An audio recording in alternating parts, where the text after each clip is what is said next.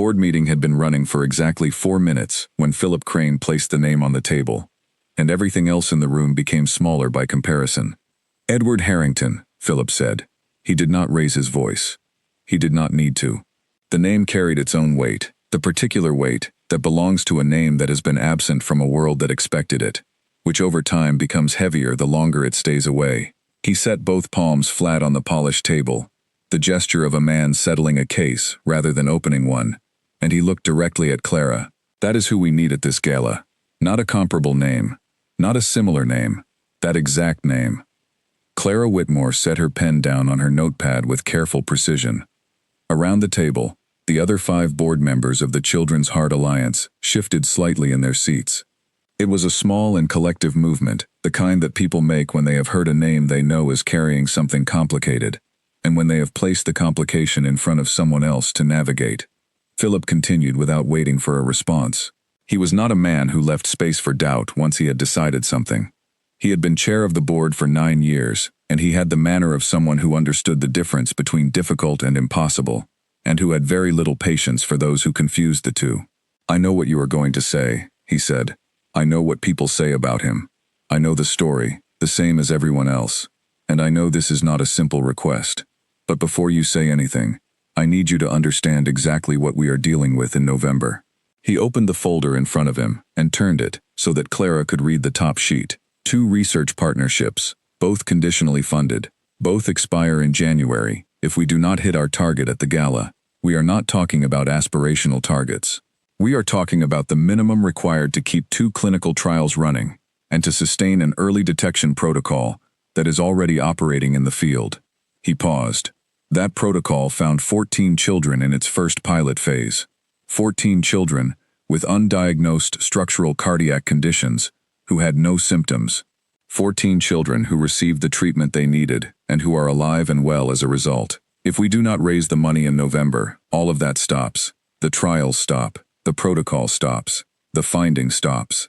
He closed the folder. Edward Harrington, in that room, changes the outcome of the evening. His presence alone shifts the level of donation. Other major donors follow his lead. Press coverage follows his name. The room becomes a different room when he is in it. He is, in the specific language of what we are trying to accomplish, the difference between success and a very painful shortfall. "He has not attended a single public event in 6 years, Clara said. "I know. Every significant charity in London has attempted to reach him. I know. None of them have managed it, not once. Not a dinner, not a ceremony, not anything. 6 years of complete and consistent absence." "That is correct," Philip said.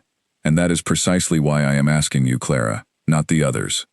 She looked around the table at the 5 other faces. She knew these people. She had worked alongside all of them for 3 years. Not one of them looked away when her eyes moved across the room, which meant they were not embarrassed by what they were asking. They believed she could do it, or they believed that she believed she could do it, which amounted to the same thing in practical terms. She thought about what it meant to say no. She thought about 14 children. She thought about 2 conditionally funded research partnerships expiring in January. 11 weeks, she said. "Give me all 11 weeks between now and the gala." She said it without confidence she had not yet earned. She said it because it was all the time there was, and because you did not tell a board you were going to fail before you had tried to succeed. The meeting moved on. She wrote almost nothing in her notepad for the next 40 minutes. She was already calculating. She drove home through rain-wet November streets and sat in her parked car outside her flat in Islington. Engine off, lights off, the rain coming down in the steady and uncommitted way of London rain that is not quite rain and not quite mist. She held the name in her mind and turned it over. Edward Harrington. She had heard the story, of course. It was the story that everyone in charitable circles heard eventually, because it had the kind of gravity that attached itself to a person and followed them everywhere they were no longer present. 6 years ago, Edward had attended the annual fundraiser at the Savoy with his fiancée, a woman named Dr. Sophie Brennan, and they had arrived together, and he had a ring in his jacket pocket, and the plan, as those who claimed to know had always described it, was to announce the engagement in the second half of the evening, between the speeches and the auction, when the room was warm with generosity, and the night felt like it was building toward something worthwhile. Instead, 40 minutes after they arrived, Sophie collapsed. A structural defect in her heart. A small malformation that had produced not a single symptom in 31 years of active and demanding life. The kind of condition that could remain entirely and deceptively silent for a lifetime, and then, without warning or preparation or mercy, could not. She died in hospital before the morning came. Edward had left the Savoy in the early hours and had not attended a public event since. Not a dinner, not an auction, not a gallery opening, not a ceremony, not anything that required him to be in a room full of people who would see him and know what they were seeing. His businesses continued to operate. His investments were managed. His philanthropic commitments were maintained, some of them growing in scope over the years. All of it handled through staff and correspondence, through the efficient and discreet apparatus of a very private man, operating at very significant scale. He had become, in the way that was particular to a certain kind of Englishman, absent while remaining entirely powerful. His name was mentioned at every event he declined to attend. His ghost occupied more rooms than his presence had ever filled. Clara sat in the parked car and held all of that in mind. Then she went inside and made tea and opened her laptop. She began with the public record, which turned out to be extensive. Edward had been a visible and active figure in London's philanthropic world for more than a decade before his withdrawal. Profiles in newspapers and magazines. Event reports from a dozen organizations. Interview transcripts, donor acknowledgments, guest lists, stretching back 15 years. She read methodically, building the picture slowly, letting details accumulate before she tried to interpret them.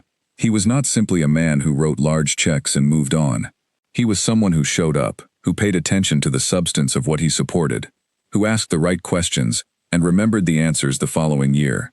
Multiple organizations had noted, in their annual reports from those years, that his involvement had directly influenced the quality of their fundraising, not just the quantity. He had brought other donors with him when he came, and those donors had stayed because they found the work worthwhile. He had been, in the specific vocabulary of the field, a room changer. Sophie appeared in the older material. Not prominently, because she was a private person in a way he was not, but she appeared enough to build a picture. Dr. Sophie Brennan, a pediatric cardiologist trained in London, working at a teaching hospital in the city. She had published research in cardiology journals. She had spoken at a conference in Edinburgh. She had volunteered at a community clinic in East London on Saturday mornings, which was mentioned in 3 separate pieces of writing, always in passing, as though it were simply a known fact about her. A thing she did the way other people went for a run. In a profile of Edward from 7 years ago, she appeared at greater length. He had spoken about her with the quiet and particular directness of someone describing the most solid and important fact of their life, not performing the feeling, simply reporting it. He said she had a plan for a charitable research fund, and that she had been working toward it for years. He said she was better at making things happen than anyone he had ever known. He said, with something that read in print as simple and steady pride, that she had chosen medicine because she wanted to help specific people in a specific way, and that she had known since medical school which people and which way. He said she used to joke that he would be her most useful fundraiser when her charity finally started, since he already knew all the right people, and that he had told her she was probably right. Clara wrote his name at the top of a clean page. She drew a circle around it. Then she wrote a formal letter on the charity's letterhead, introduced herself and the Alliance and the Gala, and posted it the following morning. 8 days later, a reply arrived in a typed envelope from West London. It was from Mrs. Aldred, Mr. Harrington's personal assistant. 1 page, 3 paragraphs, entirely clear. He appreciated the invitation. He wished the Alliance every success. He was unable to attend. Clara read it once, set it down, and picked up her phone. She called Barbara, a contact at a family foundation that had previously worked with Edward on a separate charitable project. Barbara was direct in the way of someone who had spent a long career in fundraising and had stopped softening things that did not benefit from softening. Mrs. Aldred is consistent, she said. I have not heard of anyone receiving a different answer in years. The language in the letter varies slightly in warmth. The substance does not. She called George Allison, who had been at school with Edward, and who had mentioned, at a charity dinner the previous spring, that they stayed in occasional contact. George took the call and his tone changed when she explained what she needed. I would be honest with you, George said, after a long pause, People have been trying this for 6 years. People who know him better than I do. Causes he would genuinely have supported before. None of it has worked." He paused again. "And I say that not to discourage you, but because I want you to understand what you are dealing with, before you invest too much in this line." "What if the cause were specifically connected to Sophie's work?" Clara said. "Pediatric cardiology. Early detection of cardiac conditions in children." The silence that followed was different. Longer, and with a different quality behind it.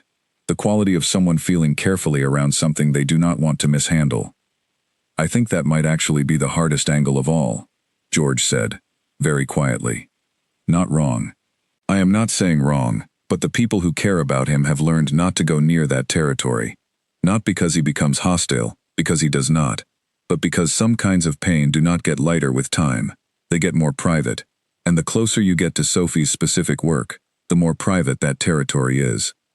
She called Ruth Henley, who had tried once to bring Edward to a hospital ceremony and received the standard polite decline, and then Colin Page, a journalist who had written one of the last long profiles of Edward and who had since been turned down twice for follow-up interviews.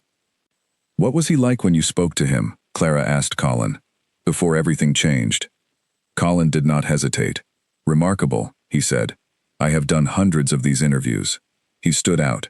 Sharp, precise, very funny, in a quiet way. "But what I remember most clearly is how he talked about her. Not performing it, just saying what was true. He said she had a plan for a research fund, and she had already done most of the groundwork. He said she was writing something up. Data she had collected at the clinic where she volunteered." "What kind of conditions?" Clara asked. "Structural defects in children," Colin said. "The kind that don't show symptoms." She had been collecting data for years. He seemed genuinely proud of the argument she was making. That evening, Clara searched for Sophie Brennan's published work. 3 papers in peer-reviewed cardiology journals appeared, and a research brief, co-authored with 2 colleagues, on the underdiagnosis of structural cardiac conditions in children from low-income communities. Clara opened the brief and read it in full. It was 31 pages, and it had been written with the specific quality of something that had been thought about very carefully before a single word was set down. Sophie had identified a precise population, mapped the diagnostic gap that was leaving them undetected, and described what a targeted early detection program would require. She included cost projections and outcome projections and original data from 3 years of Saturday morning sessions at the East London clinic. She made the financial case, and then explicitly noted that the financial case was not the primary one. The primary argument was moral, she wrote, and it was this. The children in these communities did not have less structural risk. They had less access to the system that would find the risk.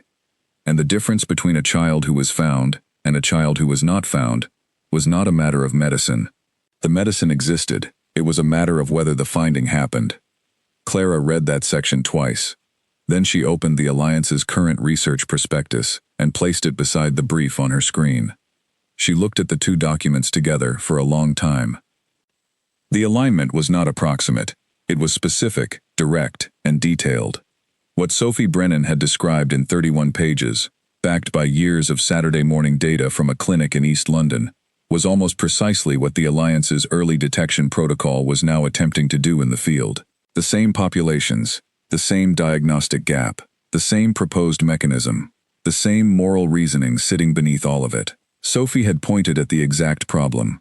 She had described the exact solution. She had died before she could build it. And 6 years later, a small and underfunded nonprofit was in the middle of building what she had described. Clara sat back in her chair.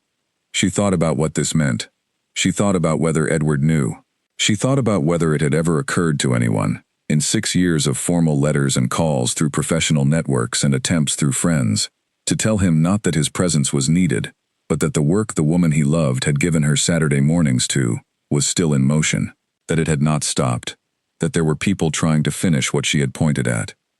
She thought about all the approaches that had failed. They had all asked him to return, to step back into the world he had left. None of them had given him a reason connected to what Sophie believed. None of them had told him that something of hers was still being carried forward. She pulled a sheet of plain white paper across the desk. Not the charity's letterhead, Plain paper. The kind you use when you are trying to say something true, rather than something official. She uncapped her pen and wrote Sophie's name at the top of the page. Just the name. No title, no description, no context. Simply Sophie Brennan. Written the way you write the name of someone who does not need an introduction to the person who will read it. She held the pen still for a moment. Then she began. She wrote for almost 2 hours without stopping. She did not describe the gala or the ticket price or the board's target. She wrote about Sophie's research brief and what it had proposed. She wrote about the Alliance's early detection program and the way it was built on exactly the diagnostic framework Sophie had described. She wrote about the 14 children in the first pilot phase, found before their conditions became emergencies. She wrote about a girl named Lily, 8 years old, whom she had met the previous year. Lily had been identified through a trial screening session at a community center in East London. Her mother, Frances Porter, had told Clara, when they sat together after the procedure, that she had not known anything was wrong with her daughter, that she had not known there was even a test that could find what was wrong, that she had nearly thrown out the flyer from the community center because her Saturday had been complicated, and that Lily had been the reason she had not. Clara wrote about what she understood of Sophie's vision, not as sentiment, but as fact. Sophie had known what she was trying to build. The brief was evidence of that, and so was the data, and so was every Saturday morning she had chosen to spend in East London when she could have been anywhere else. Near the bottom of the final page, she wrote 2 sentences. She had revised them many times in her head before she committed them to paper. She wrote, "You don't have to come for us. But I think, if Sophie had known what we are trying to do, she would have come." She did not attach an RSVP card. She did not include a phone number, or a deadline, or any mechanism for a formal reply. She folded the letter around a photocopy of one of Sophie's published papers, the page she thought mattered most marked with a small fold at the corner, and she sealed the envelope and addressed it by hand, and walked to the post box on the corner of her street the following morning, on her way to the tube station, at 7:45. She let the envelope fall. She stood at the post box for a moment with her hand at her side. She had done what she could do. The rest was not hers to control. She walked to the tube station and went to work. She did not walk fast. The morning was cold and the streets were quiet at this hour, the particular quiet of a city that has not yet fully woken up, and she was aware of having just done something that was either very right or very wrong, and of not yet being able to know which. She thought about that for the length of the walk, and she thought it was better not to know yet. When you knew too soon whether something was right or wrong, you either relaxed prematurely or abandoned prematurely, and both of those were wrong responses to a decision that was still in motion. She got on the tube.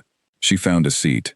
The train moved through its underground darkness, and she sat with her bag on her lap and her coat still on, because the morning was cold enough that taking it off felt like too much effort, and she thought about all the things that still needed to be done in the 11 weeks ahead. The venue, the program, the families, the catering, the lighting, the table plan, the guest communications, the 100 small decisions that accumulated into an event. All of that was ahead of her, and all of that was hers to do, and all of that was, in a specific and clarifying way, easier than what she had done this morning. The things ahead of her were difficult but knowable. They were the kind of things she was good at. What she had done this morning was different in kind, not just in difficulty, and she could not manage, or control, or mitigate its outcome. She could only wait. She was, she thought, fairly good at waiting. She had not always been. She had spent the first years of her career being bad at waiting, checking, and rechecking, and following up before follow-up was appropriate, and generally conducting herself as though the speed of her actions was correlated with the quality of their outcomes, which it was not. She had learned, over time, that some things needed to run their own course at their own pace, and that the most useful thing she could do while they were running was to be ready when they arrived. She was ready. She would be ready. Whatever came back from West London, she would be ready for it. The train arrived at her station. She got off and walked up the steps and into the ordinary morning. 24 days is not a long time in most of life, but when the outcome of 2 research partnerships and 3 clinical trials depends on a single evening in November, and a board that checks in every Monday morning, and a letter you have posted with no return mechanism and no follow-up plan, 24 days develops a particular and persistent texture that ordinary time does not have. Clara noticed this around the 8th day. By the 15th, she had stopped trying to manage it and simply worked through it. She had not told the board about the letter. She had made the decision carefully and deliberately in the days after posting it. The conversation with Philip Crane, as she could hear it clearly in her head, would go in a direction she did not want it to go. She had sent a handwritten personal letter to the most private man in London, on plain paper, invoking the memory of the woman he had loved and lost, with no RSVP mechanism, and no deadline, and no professional distance to protect either of them. Philip would ask very reasonable and uncomfortable questions, to which she did not yet have reassuring answers. So she kept it to herself, and let the ordinary work of preparation carry the days. There was genuinely no shortage of work. The venue arrangements with Stuart Fellows were moving well. Stuart was methodical and precise, and had the rare quality of being completely reliable, without ever seeming self-congratulatory about it, and working with him on the logistics of a large event was one of the more satisfying parts of Clara's job, because things got done without any drama attached to the doing of them. The Georgian Hall in the center of the city had been booked for the Saturday in November. It was a building that had been built for exactly this kind of evening, and that wore its purpose easily, grand without being cold, formal without being stiff. Clara had used it once before, 2 years ago, and it had worked well, and it would work better this year, because the program was stronger, and the team had spent 2 additional years learning from their own previous missteps. She worked with the communications team on the program booklet.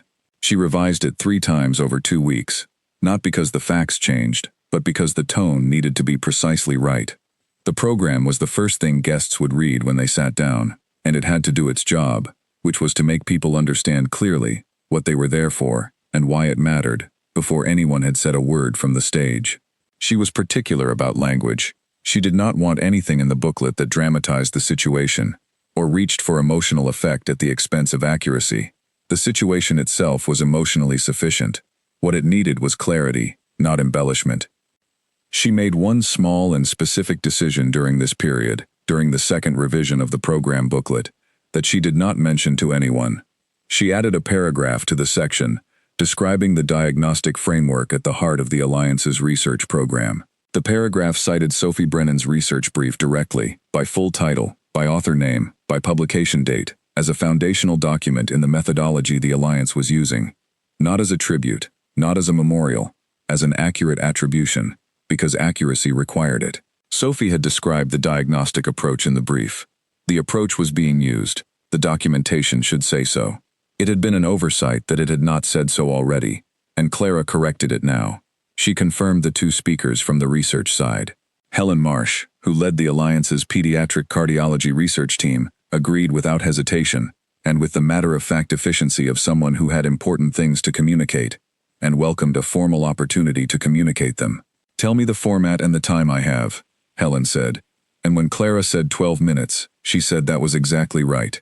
The draft arrived 4 days later, and it was precisely what Clara had hoped: clear, factual, honest about the stakes, in a way that did not dramatize them, but simply stated them as they were. For the families, Frances Porter had already confirmed her participation from an earlier conversation. She was a woman in her mid-30s, with the composed and particular steadiness of someone who had been through something frightening and come out the other side of it, with the specific clarity that serious experience sometimes produces. She had written her own remarks, and she wanted to say them herself, and she wanted them to sound exactly like herself, and Clara respected all of that without reservation. The second family required more careful handling. Neil Riley, whose son Arthur had been identified through the Alliance's program 8 months before, was quiet and deliberate and somewhat formal, in the way of a man who is not used to public speaking, and is taking the prospect very seriously. Clara met with him and his wife, Catherine, at a coffee shop near his office one Wednesday afternoon, and he read her his remarks from handwritten notes, and then looked at her, and asked if they were what she needed. She told him they were exactly what was needed. She told him not to change a single word. She meant both things, without qualification. She also thought, on the train home from that meeting, about what it meant that 2 families were going to stand up in front of 200 people and speak about the most frightening days of their lives, in the hope that the money raised on the strength of those words would mean the same thing did not happen to another family somewhere else. She thought about the specific generosity of that, the willingness to make private fear useful. She thought about Sophie Brennan, who had done something similar every Saturday morning for years, taking what she knew and bringing it to the people who needed it, building the case for the program that did not yet exist, but that she believed needed to exist, patiently, and with original data, and with the specific kind of determination that belongs to people who are right about something, and know they are right, and are prepared to do the work of proving it. The wait for a response from Edward continued through all of this. It sat in the background of every working day, not loudly, not urgently, but there, present, a letter in the hands of someone she had never met, either read or unread, either being considered or already set aside, and she did not know which. On the 15th Monday, Philip called. "Progress on the Harrington situation?" he asked. "I have made contact," Clara said. "I am waiting to hear." Waiting. He put a quality into the word that communicated his view of it as a strategy. "Clara, we are 9 weeks out from the most important evening this organization has ever attempted." "I know," she said. "What is your backup position?" "I have spoken to Peter Graves and Oliver Webb," she said, because she was not someone who worked on a single line. "Both have confirmed interest. Both would attend, and both would give generously. But neither of them produces what Harrington produces in a room. The cascading effect of his presence on other donors is not something either of them replicates." Philip was quiet for a moment, the quiet of a man who understood exactly what she was saying and did not enjoy understanding it. "How much more time do you need?" "A few more days," she said. He gave them to her. She used the time. The board did not know how she was using it, and she did not explain, because what she was doing was not something that benefited from being explained in advance. She was building the rest of the evening around a center that might or might not hold. She was preparing for both outcomes, the outcome in which the letter produced a response, and the outcome in which it did not, and which would require her to pivot to Peter Graves and Oliver Webb, and the other names, and build the best possible version of the Gala from those elements instead. She was honest with herself about which outcome she expected. She expected the letter to produce nothing, not because it was a bad letter, or because the approach was wrong, or because she had misjudged what she knew of Edward Harrington, but because the base rate of success in reaching him was 0, and the base rate of success for her specifically, a person he had never heard of from an organization he had only vaguely noted, was probably somewhat below that. But she had also learned, over years of doing this work, that base rates were averages, and that averages were built from individual instances, and that individual instances sometimes departed quite significantly from the average. The question she had asked herself, when she had decided to write the letter, was not whether the base rate suggested success. The question she had asked was whether the honest thing to do, given what she had found when she had looked into Sophie's work, and the Alliance's work, and the relationship between the two, was to tell Edward Harrington what was true. Whether the honest thing to do was to write that letter. The answer to that question was yes, and it had been yes, from the moment she understood what she had found. The outcome of yes was something she had to wait for. She waited. Meanwhile, in a house in a quiet street in West London that had been mostly still for 6 years, Edward Harrington had been living a life that most people who knew his history would have found considerably reduced, and that he had come to find perfectly sufficient. He rose before 7, typically just before, and worked from his home study for most of the day. His investments were managed through a small team of people he had assembled over years and trusted specifically, and the management required his attention and his judgment without requiring him to be anywhere in particular. His various philanthropic commitments were handled through correspondence and phone calls and the occasional video conference. He read widely in the evenings, history and natural science, and the occasional novel, if a recommendation came with enough conviction behind it. He walked in the park near his house on most mornings, in all weather, a habit he had formed in the first year after Sophie died, and maintained, without examining it too closely. He cooked simple meals. He called his mother on Sundays. He spoke to George Allison every few weeks. He answered his correspondence, and kept his calendar, and went to sleep at a reasonable hour. He was not, by any honest accounting he could do, unhappy. He was aware that his life was quieter than most people of his age and position would have found tolerable. He was also aware that the quietness was not something that had happened to him without his participation. He had built it. He had built it with intention, and he had maintained it with care. Because the alternative, the rooms full of people, the events, the performance of a public life, in a world that now carried what his world carried, required more of him than he had available to give. Not forever, perhaps. But for now, and for the years that had been now, the structure had been right. He had learned, over 6 years, to be content with the shape of things as they were, not resigned, content. He believed there was a meaningful difference between those two states, and he held it. On a Tuesday morning in October, Mrs. Aldred placed an envelope on his desk, without routing it through the usual correspondence process. She placed it on top of the stack, rather than to the side, which was the signal she used, without ever naming it as a signal, when something warranted his immediate attention.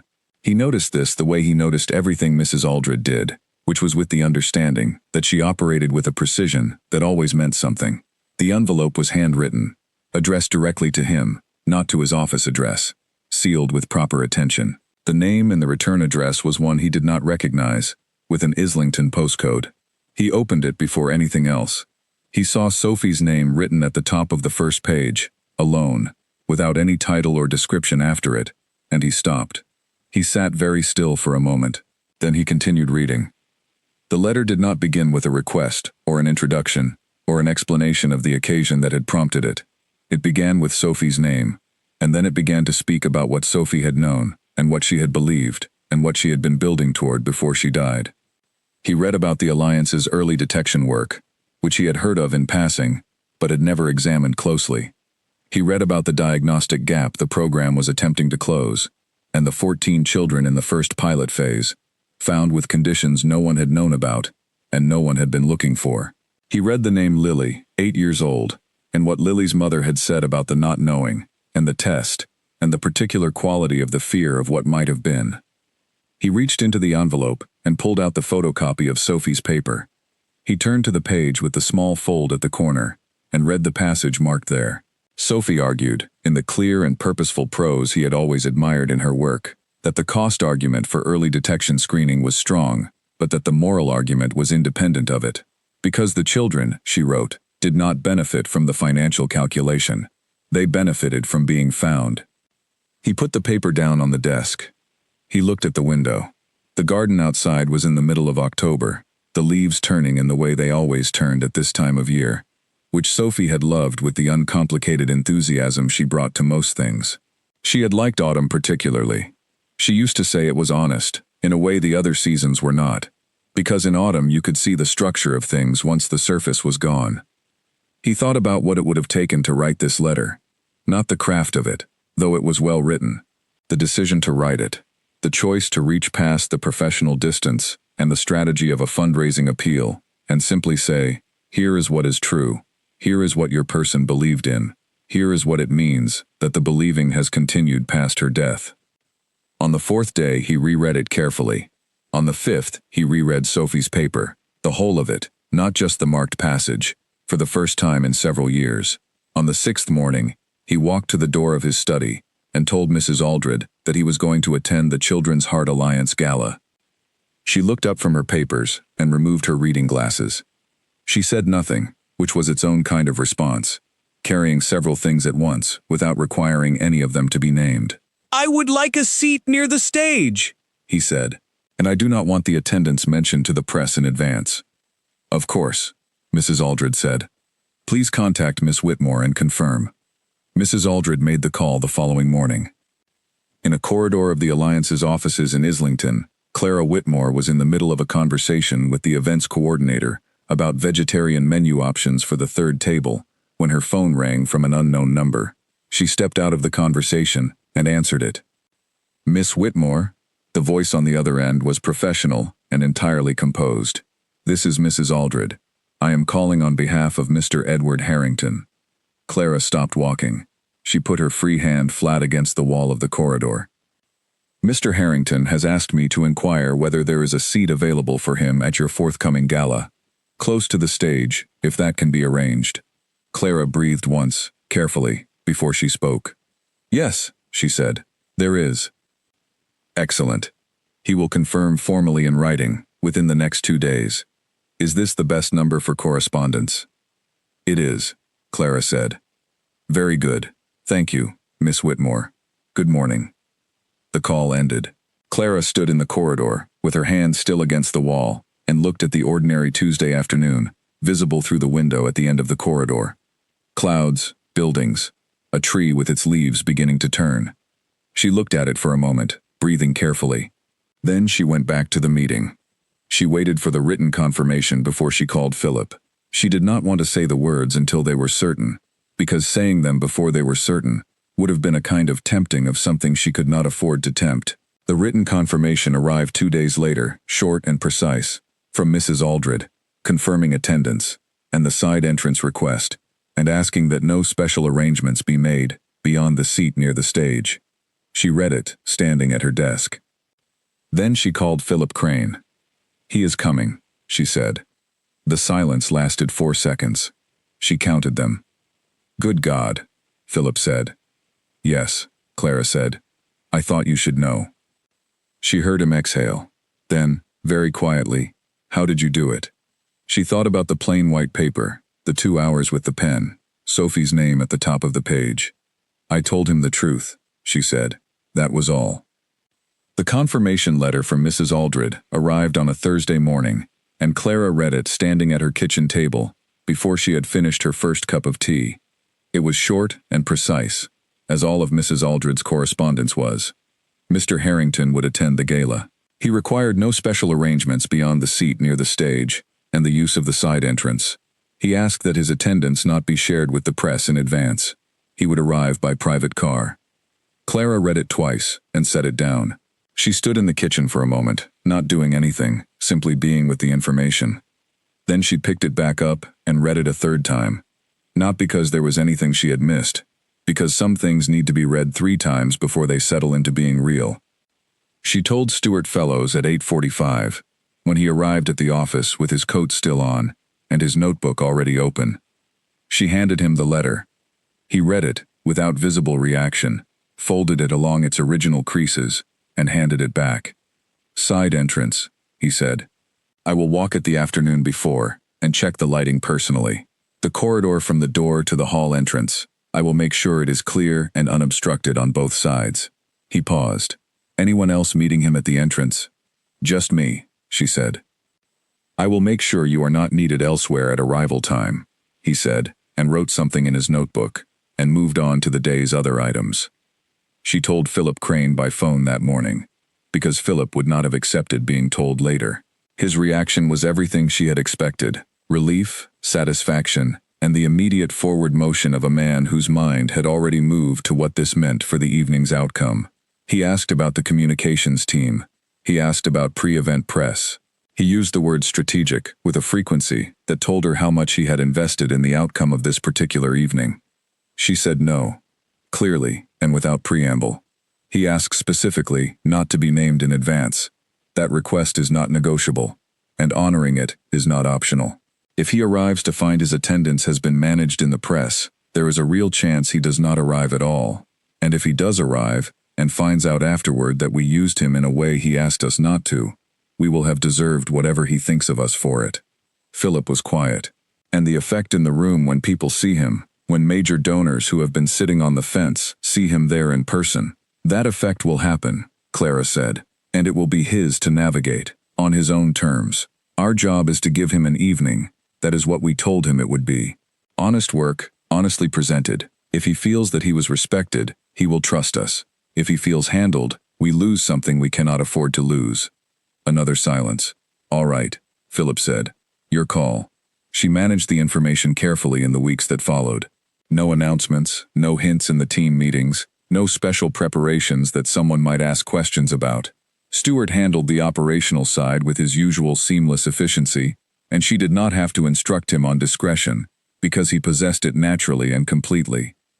She spent the 5 preparation weeks with a particular quality of attention on the program, a care that went beyond her standard thorough approach. She was not looking for errors. She was listening for tone, for the specific register that would make the evening feel like what it was meant to be. A genuine account of genuine work, done for genuinely important reasons. She had been to enough galas over the years that had tipped slightly too far in the direction of performance, that had prioritized the emotional architecture of the event over the substance it was supposed to be conveying.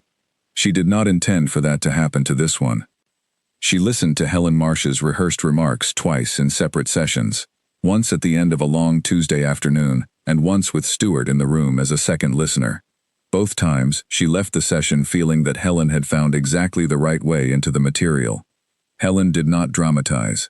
She did not perform. She presented the reality of the diagnostic gap and the early detection protocol with the specific and grounded directness of someone who had spent 10 years doing this work and had the data behind every claim she made. She told the room what was true, and the truth, presented without embellishment, turned out to carry everything the evening required. She met Francis Porter on a Thursday afternoon at a coffee shop she knew was quiet enough for a conversation that mattered. Francis read her remarks to Clara in the composed and level voice that Clara had come to associate with the specific kind of courage that was not showy but was actually very considerable. The remarks were in Francis's own words and her own rhythm, and they sounded like a real person telling the truth about something real that had happened to her, which was exactly what they were. Clara told her so. She told her to change nothing. She meant both things, exactly as she said them. She met Neil and Catherine Riley the following week, at a coffee shop near the south side of the river. The cafe was small and had large windows, and the November light came in at a low angle that made everything look considered and specific. Neil had written his remarks by hand on a page from a lined notebook, the handwriting careful and slightly compressed in the way of someone who was aware that what he was writing was important and wanted to be precise about it. He read them to her with the controlled steadiness of someone who has made a decision to do something difficult and has committed to the decision fully enough that the difficulty is no longer relevant. He finished and looked at her across the table. "That is exactly what we need," she said. "Don't change anything." Something shifted in his expression, not a relaxation exactly, more the settling that happens when a person has held themselves together in advance of something they weren't sure about and finds out it was all right. "Other families should know this exists," he said. "If I can stand up there and say it, and one family doesn't throw away a flyer because they heard me say it, that is what I want to do." Catherine reached across and put her hand briefly on Neil's arm. She did not say anything. Clara did not say anything either, because some things did not need words, and sometimes adding words was the wrong instinct. On the train back to the office, she thought about what it meant that two ordinary families were going to stand up in front of 200 people and speak about the most frightening period of their lives. She thought about the specific and considerable generosity of that act, the willingness to make private fear publicly useful, to turn what had happened to them into something that might prevent it from happening to someone else. She thought about Sophie Brennan doing something structurally similar in a different register, every Saturday morning for years, bringing her knowledge and her data and her precise understanding of what the problem was and what the solution required to the community center, where the people who needed to be screened could be reached, not waiting for the system to build the thing, building it herself, incrementally, with the resources available, because the children could not wait for a system to get around to it. Meanwhile, in the house in West London that had been mostly quiet for 6 years, Edward was also preparing, though preparation was perhaps too deliberate a word for what was actually happening in him during those weeks. It was more like settling. He had made the decision, and the decision was firm, and he was not in the habit of revisiting things he had decided, and so what was left was not deliberation or doubt, but simply the process of bringing himself to readiness for something he had not done in a long time. He went about his ordinary days. He worked, he walked, he read. He called his mother on a Sunday, and she asked how he was, and he said well, and she said that was good. He spoke to George Allison briefly in the third week about something unrelated to any of this. He answered his correspondence and kept his commitments and did not say to anyone what he was planning to do on a particular November Saturday.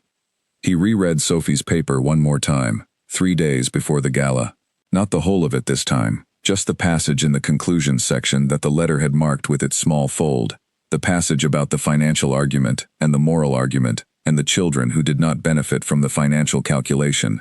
He read it and thought about the specific quality of her thinking, the way she had been unable to make an argument that had a flaw in it, or to leave a flaw in an argument once she had noticed it, and the way that quality had made her a formidable person to disagree with, and a completely reliable person to be aligned with. He had been aligned with her for 4 years. He had been aligned with her, in a different and less visible way, for the 6 years since. He sat with the paper and thought about what it meant to walk into that room. He had been clear with himself about what this was. He was going to this one event, for this one reason, and he would go home afterward, and his life would resume its shape.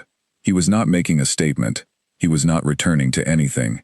He was attending an event at which the work Sophie had described in this paper was being funded, because he had been told about it by someone who had taken the trouble to tell him accurately and honestly, and because being told accurately and honestly was apparently the thing that had been needed all along.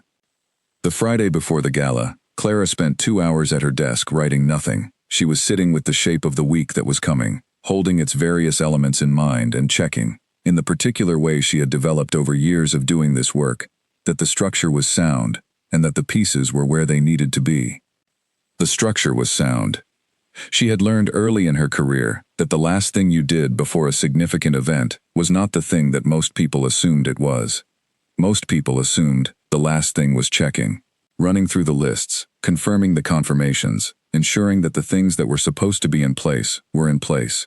All of that was necessary, but it was not the last thing. The last thing was acceptance. Accepting that the preparation was complete, that the work of the weeks before had been done as well as it could be done, and that what happened next was going to happen in the room on the night, with the specific combination of variables that the room on the night would produce. You could not control all of those variables.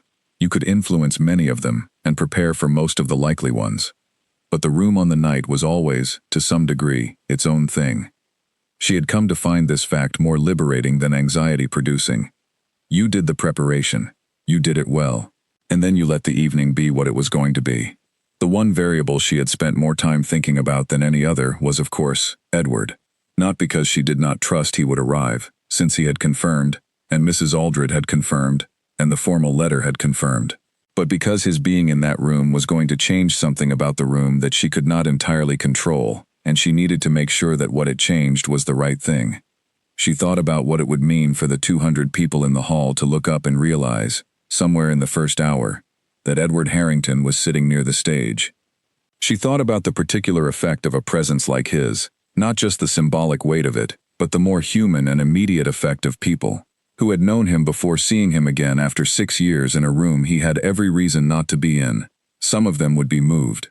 Some would be uncomfortable on his behalf. Some would have the specific and generous instinct of people who understand that someone has done a difficult thing and want to acknowledge it without making it harder. What she could do was protect the tone of the evening. She could ensure that the program, the speeches, the structure of the night were all pointing emphatically at the work, so that his presence would take its right place within that story, rather than becoming the story itself. She believed she had built the right evening for that.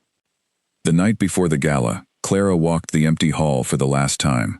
The tables were dressed and the lights were set and the stage was ready, and the seat near the stage to the left was exactly where she had placed it, positioned for a person who had come to listen. She sat in it for several minutes. She looked at the room. She thought about the evening that would happen here, in less than 24 hours, and about what it would require, and about whether everything she could have done had been done. She thought it had. She thought the rest was not hers to carry. She walked to the side entrance and checked it one final time. The door opened cleanly. The alcove inside was clear. The corridor was bright. She stood in the alcove for a moment. She thought about the first thing she would say when he came through the door.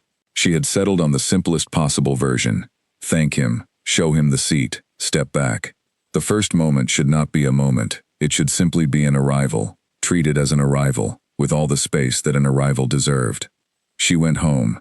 She set out her clothes for the following evening. She made a cup of tea at the kitchen table and looked at the dark window and thought about nothing in particular. Then she went to bed and slept soundly, and in the morning she got up and got ready and went to do the thing she had spent 11 weeks preparing to do. Edward put on the suit at 6:15 in the evening, in the bedroom of the house that had been mostly quiet for 6 years, standing in front of the wardrobe mirror for a moment afterward, in a way that was not his habit. The suit was dark and well-made, and had been in the wardrobe for years. He had suits.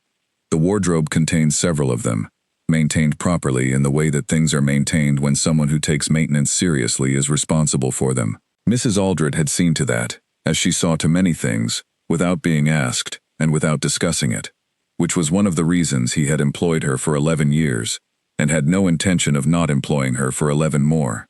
He selected the darkest and plainest suit, which was also the simplest, and he dressed without hurrying, because there was nothing to hurry for. He was not late, and he was not nervous, and he had made a decision, and the decision was firm, and dressing for the decision was the simplest possible part of carrying it out. He looked at himself in the mirror for a moment. He looked like himself.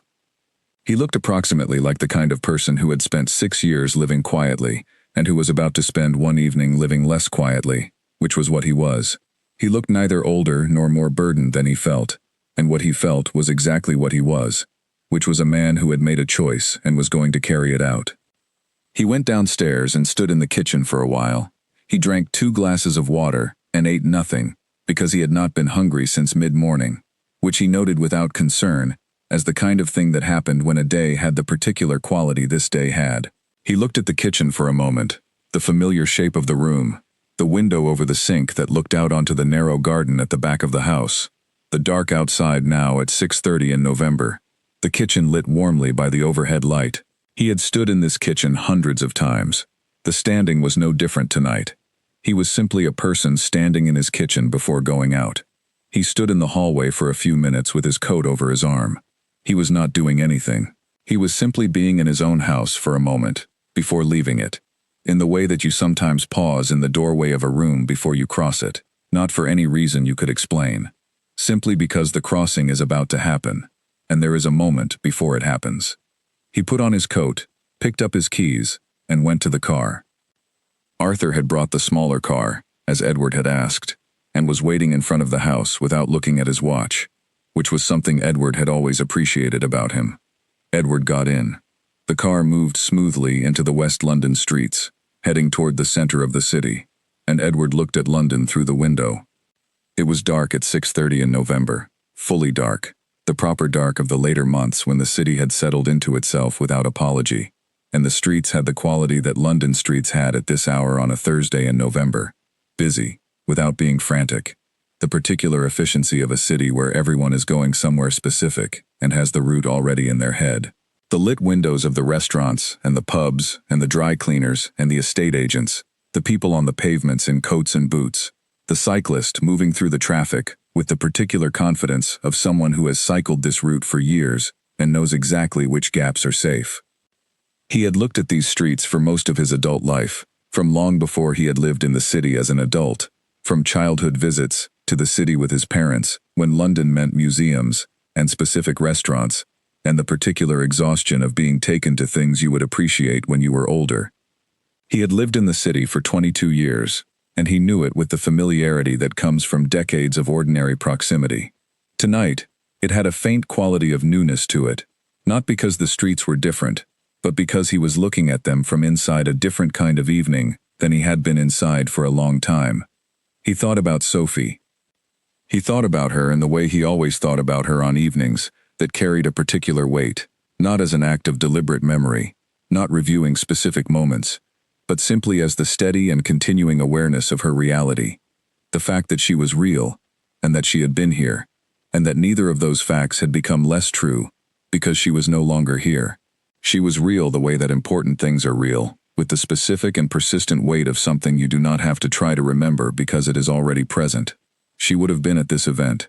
If she had been here, she would have been at this event, in the way she had been at all events connected to her work, which was to say, thoroughly and without compromise. She would have arrived early, and known the program, and introduced herself to Helen Marsh, and asked Helen Marsh the questions that the 12-minute speaking format had not left room for. She would have gone to find Francis Porter and Neil Riley, not to check on them, but because she would have wanted to know them as people rather than as speakers, to know Arthur's age and Lily's school year and what their ordinary weeks looked like. She would have had an opinion about the table layout and would have been right about at least one element of it. She would have been the last person in the hall at the end of the evening, when the events team was packing up and the cleaners were starting on the first tables, still talking to someone about the regional expansion of the screening program and what the funding timeline needed to look like to make it work. He looked at the streets and let himself think about this for the whole of the drive. At the venue, Clara was in the main hall at 5:45, moving through the final preparation with Stuart at her shoulder. The setup team had finished at 5, and the room was ready. The tables dressed, and the lights set, and the stage clear, and the program booklets at each place. She walked the room with the specific attention she always brought to the last look before an event, not checking items on a list, but simply being in the space and feeling whether anything was wrong that she had not yet identified as wrong. Nothing was wrong. The room was ready. It was a handsome room, well suited to evenings like this one, with the particular quality of a building that has been in its setting for long enough that the setting and the building have come to understand each other. The ceiling was high enough that the room breathed. The proportions were right. The tables fitted the floor without crowding it. She stood at the seat near the stage, to the left, and looked at the stage from it. Clear view. Enough space. She nodded slightly to herself and walked on. She walked to the side entrance and stood in the alcove. Stuart stood behind her. "The corridor is clear," he said. "Lights are on. The door from the street opens easily. I've checked it 3 times. He paused. "The catering team will have the first drink service running by 7:30. I've briefed them that the entrance through the main doors is the only guest access point, except for one specific individual coming through the side, and that they do not need to know who that is." "Good," she said. "Is there anything else you need from me before the guests start arriving?" "No," she said. "Thank you, Stuart." He went to deal with the other items on his list. She stayed in the alcove for a moment, alone, in the quiet corridor that smelled of the cold coming under the side door and the flowers that had been arranged on the tables inside. She thought about the next 2.5 hours. She thought about the alcove and the door and what was going to come through it. Then she went back into the hall and got on with the work of the evening. The work of the evening was something she had done hundreds of times in different configurations over the years, which was to say that the individual tasks were familiar, even if the combination of them was always specific to this particular night. She confirmed the microphone levels with the sound technician, who was efficient, and had a question about the settings for Helen Marsh's register, which she answered correctly, and he adjusted accordingly. She spoke to the catering coordinator about the timing of the first drink service, which had slipped by 4 minutes from the original schedule, and needed to recover to avoid a gap before the seated dinner. She checked the lighting levels in the stage area and confirmed they were at the settings she had approved. She found Stuart and confirmed that the program for the evening was in the correct order and that the changes she had made to the running order the week before had been incorporated. All of it was precise and manageable, and the kind of work she was good at, and she moved through it with the efficiency of someone who knew what she was doing and why each element mattered. The efficiency was genuine, not performed. There was no part of her that was somewhere else while this work was happening. She was entirely present for each of the 30 or 40 small things that needed her attention, between 7:45 and 8:30, which was when the program began. But underneath all of it, and not threatening any of it, and not competing with any of it, was the awareness of a seat near the stage to the left. An occupied seat. A man who had been away from rooms like this one for 6 years, who had read a letter written on plain white paper with Sophie's name at the top, and who had decided, in the silence of his study in West London 6 days later, that this room was where he needed to be. She let that awareness sit beneath the work, rather than on top of it, because that was where it belonged. The work was the point. The work was why he was here. The work was why any of them were here. She checked the microphone one more time and moved on to the next thing. The guests began arriving at 7:25, which was 5 minutes earlier than the official start time, which meant the room wanted to be here and wanted to settle into the occasion. Clara moved through the early arrivals with the particular focus of an event manager in the last hour before the program begins, the surface of her attention on the room and the conversations and the small adjustments required as a gathering comes together, and beneath that surface, the awareness of one empty seat near the stage and one car making its way through the city. By 7:52, the room was nearly full. She was near the back of the hall when Stuart found her and said, very quietly, "Car outside." She said thank you and crossed the room and went into the corridor and walked to the alcove and stood in it and was still. The door opened. He was in a dark suit and a coat, and he stepped through the door with the particular careful attention of someone entering an unfamiliar space for the first time and wanting to understand the geometry of it before moving through it. He looked at the corridor. He looked at the alcove. He looked at her. "Good evening," she said. "Good evening," he said. "Thank you for coming." She said it without weight, without the 6 years of failed attempts pressing behind the 4 words, without anything except the plain meaning of the words themselves. She did not follow them with anything. He nodded once. "Your seat is this way," she said. She led him through the corridor. He followed her without speaking. The corridor was short and quiet, and she was aware of his presence directly behind her, in the way you are aware of the presence of a person who is moving through a space with their full attention. She opened the door to the hall. He stepped through. She did not watch his face. She had decided in advance not to, because watching his face for his reaction to the room would have been the wrong thing to do, and she had been very clear with herself about what the wrong things were in this first moment. She indicated the seat with a brief gesture. "That one," she said. He crossed to it and sat down. "Can I bring you something?" she asked. "Water, please," he said. She walked to the service area near the far wall and returned within 2 minutes. She set the glass on the table beside his program booklet and stood for a moment. "When we were in the corridor," she said quietly, "when you first came in, you said something." He looked at her. "You said you knew about Sophie. She was simply reporting it. I thought you might have been speaking to yourself rather than to me." He considered this. "I was not certain which," he admitted. "Most people don't mention her at events like this," she said. "They stopped some years ago," he said. "It was not that they forgot.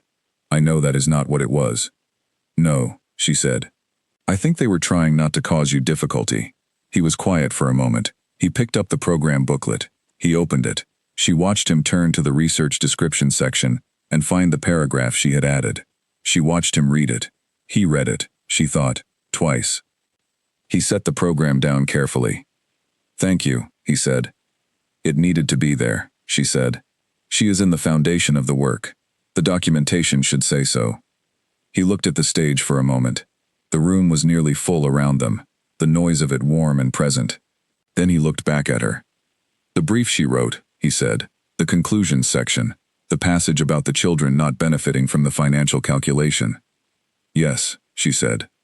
"That is the argument the program is built on," he said, not as a tribute to her. "Because she was right about the argument." "Yes," she said. "That is exactly what it is." Something settled between them for a moment. Not a silence exactly, more the quality of 2 people who have said the most important things and are allowing that to be enough for now. Then someone across the room needed her attention, and she excused herself and left him to the seat and the water and the room filling around him. He sat in his seat near the stage for a moment after Clara left and looked at the room.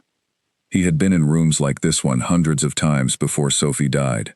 He had been a regular and comfortable participant in the philanthropic life of the city, which meant he had attended a great many galas and a great many dinners and a great many evenings where the combination of good cause and social gathering had produced the particular warmth of people who had come together to be generous in public and who found the experience pleasurable as well as virtuous. He had liked those evenings. He had found them worthwhile not in spite of the social element, but because of it. Because the social element was what produced the financial element, and the financial element was what made the work possible. What was different here was what he was carrying with him. Not grief exactly, or not only grief. He had carried grief into many different kinds of rooms in the 6 years since Sophie died. What was different was what was underneath the grief. The specific and unexpected quality of being in a room where the cause was not simply a good cause in the abstract, but was this cause, the specific and direct continuation of something she had believed in and worked toward. He had not been in a room like this before, because a room like this had not existed before. He looked again at the paragraph about Sophie's research brief in the program booklet. He looked at the title of the brief, cited formally in the footnote, the way a foundational source was cited in any serious document. He looked at the date of publication, which was the year before she died, the year she had been collecting the data and writing the argument and working toward the fund she was going to build. He looked at the author line, which was her name alongside her colleagues, the 3 of them together, which was the way she had always worked, in collaboration rather than in isolation, because she believed that good work required other people's eyes. He sat with the program in his hands and thought about the difference between a tribute and a continuation. He thought about the gap between a tribute and a continuation for a long time. The distinction was not obvious to people who had not had reason to make it, who had not been in rooms where someone they loved was remembered in ways that felt like they were more about the room than about the person. He had been in several such rooms in the 6 years since Sophie died. The memorials had been kind and had been full of people who had genuinely cared about her, and he had been grateful for all of them. And he had also found them difficult in a way that was not entirely about grief. The difficulty was that they were backwards facing. They described what had been. They did not continue what had been. And continuation was the thing Sophie had always been interested in. She had not been interested in conclusions. He had thought about that word quite a lot in the years since. Continuation.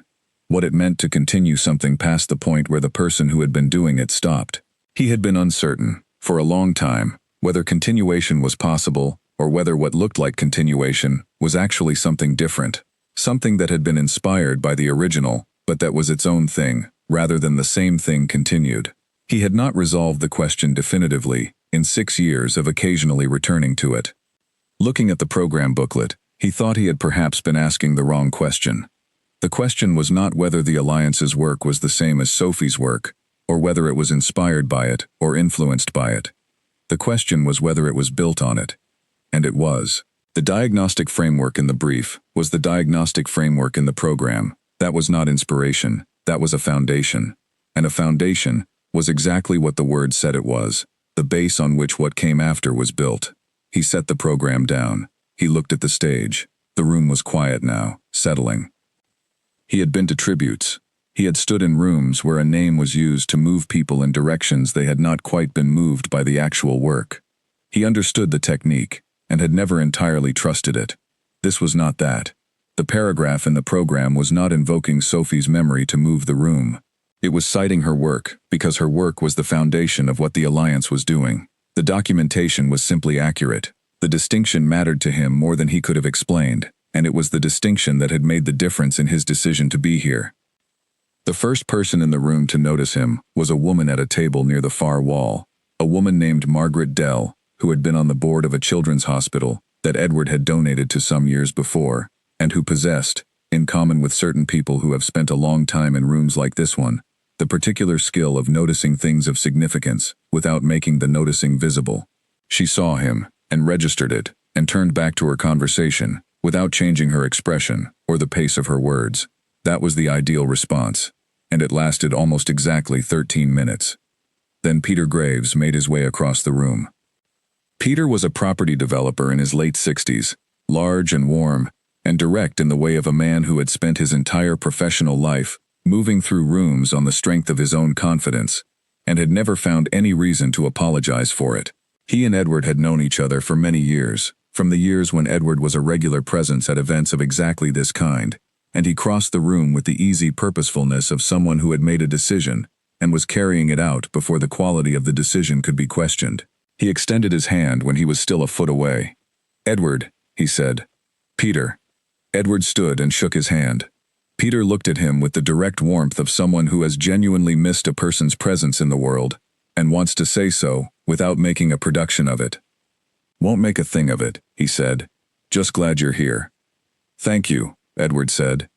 "Good cause," Peter said, and looked briefly at the room around them, taking its measure with the practiced eye of a man who assessed rooms for a living. Good room for it, too.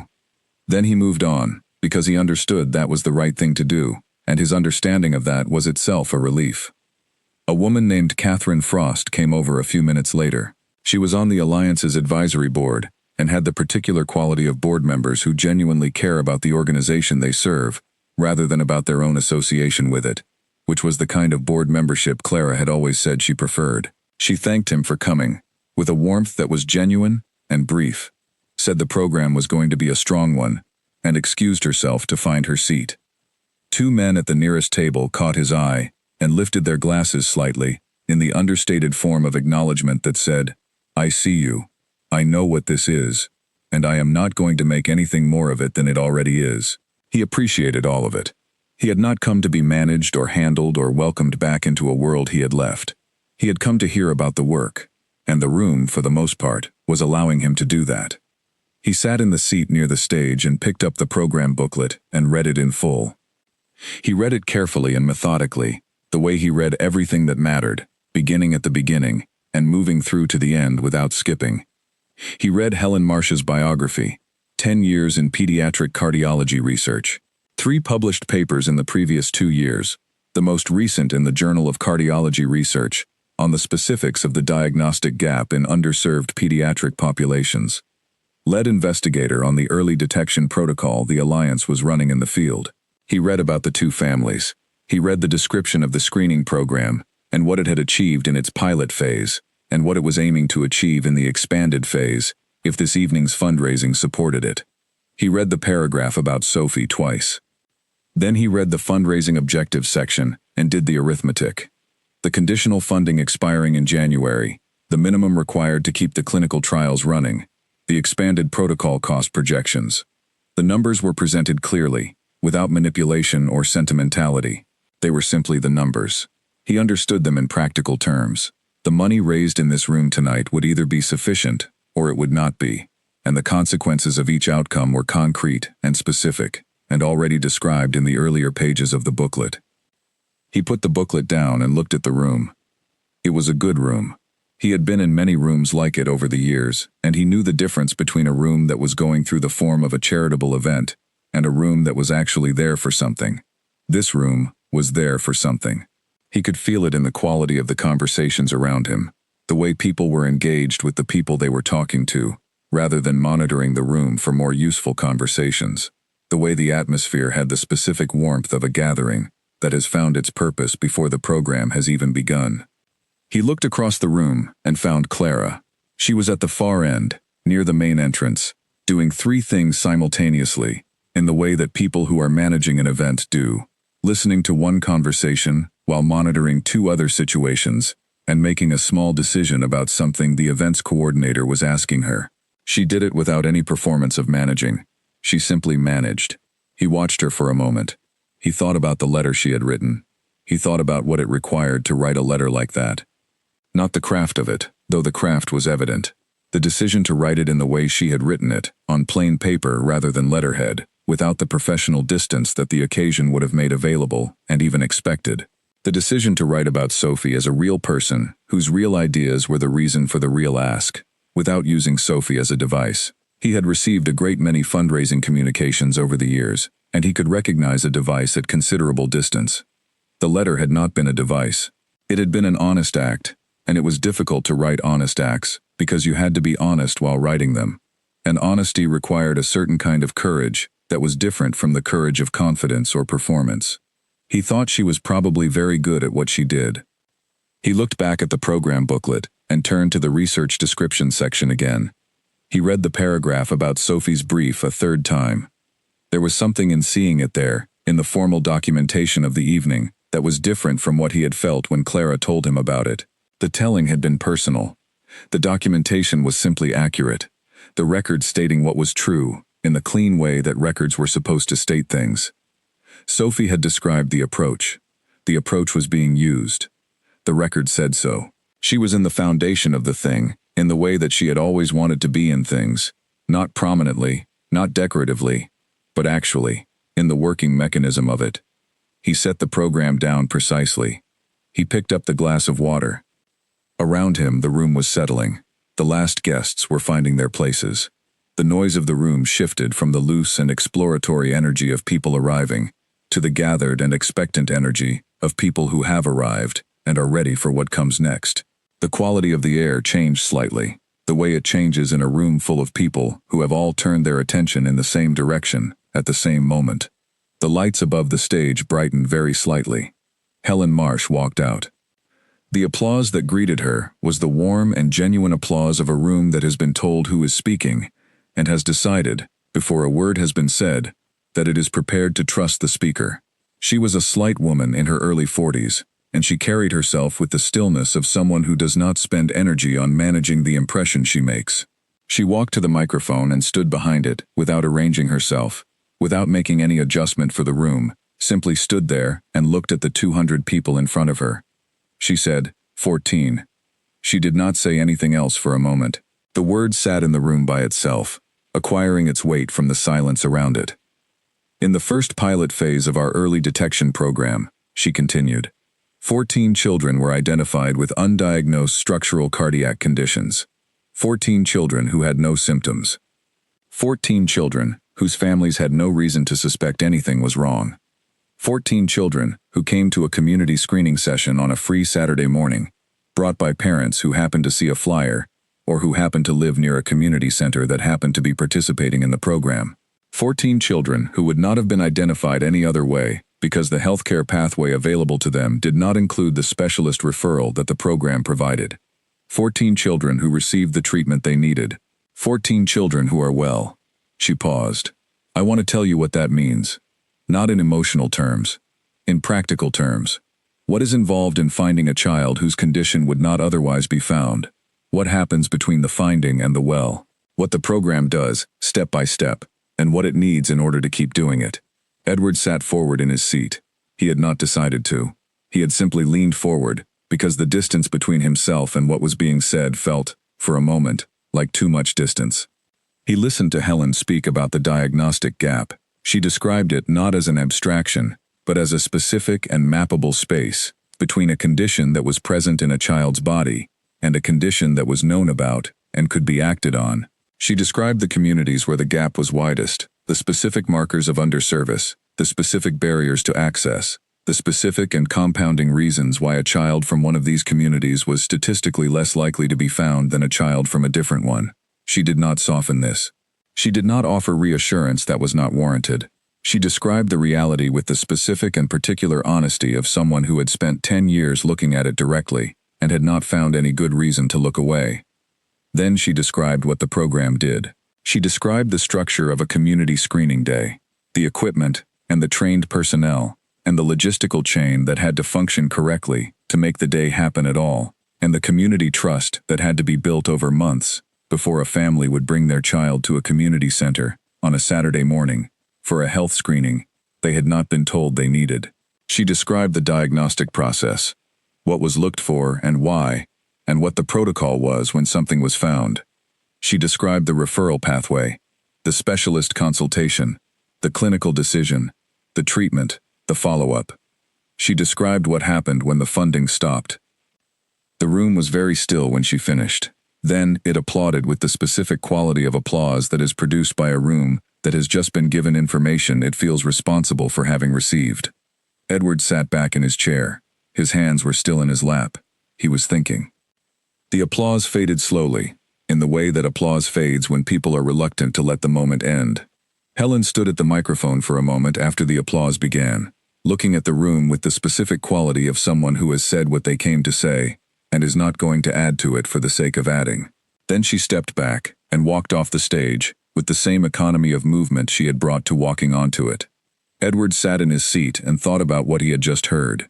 He thought about the word found. Helen had used it many times, in many contexts, and each time she had used it, the word had carried the same specific and significant weight. Found in time. Found before the condition became a crisis. Found by a program that required resources to exist, and therefore required the people in this room to provide those resources. The argument was simple, and the evidence behind it was specific, and the numbers were cited correctly, and the implications were direct. It was the kind of argument Sophie would have made, and the kind of argument Sophie had made, in the brief, and the kind of argument that should not need to be made more than once by one person in one place, and then be accepted and acted on by everyone who encountered it afterward, and yet required to be made again and again and again, in rooms like this one, because the making of it was what converted the knowing of it into the funding of it. He thought that was the actual work of people like Helen and Clara, not discovering the problem, not solving the problem, making the argument, again and again, in room after room, to people who needed to understand it well enough to fund its solution. It was repetitive, and it was demanding, and it required a specific kind of determination that was different from the determination required to do the research itself. He had tremendous respect for it.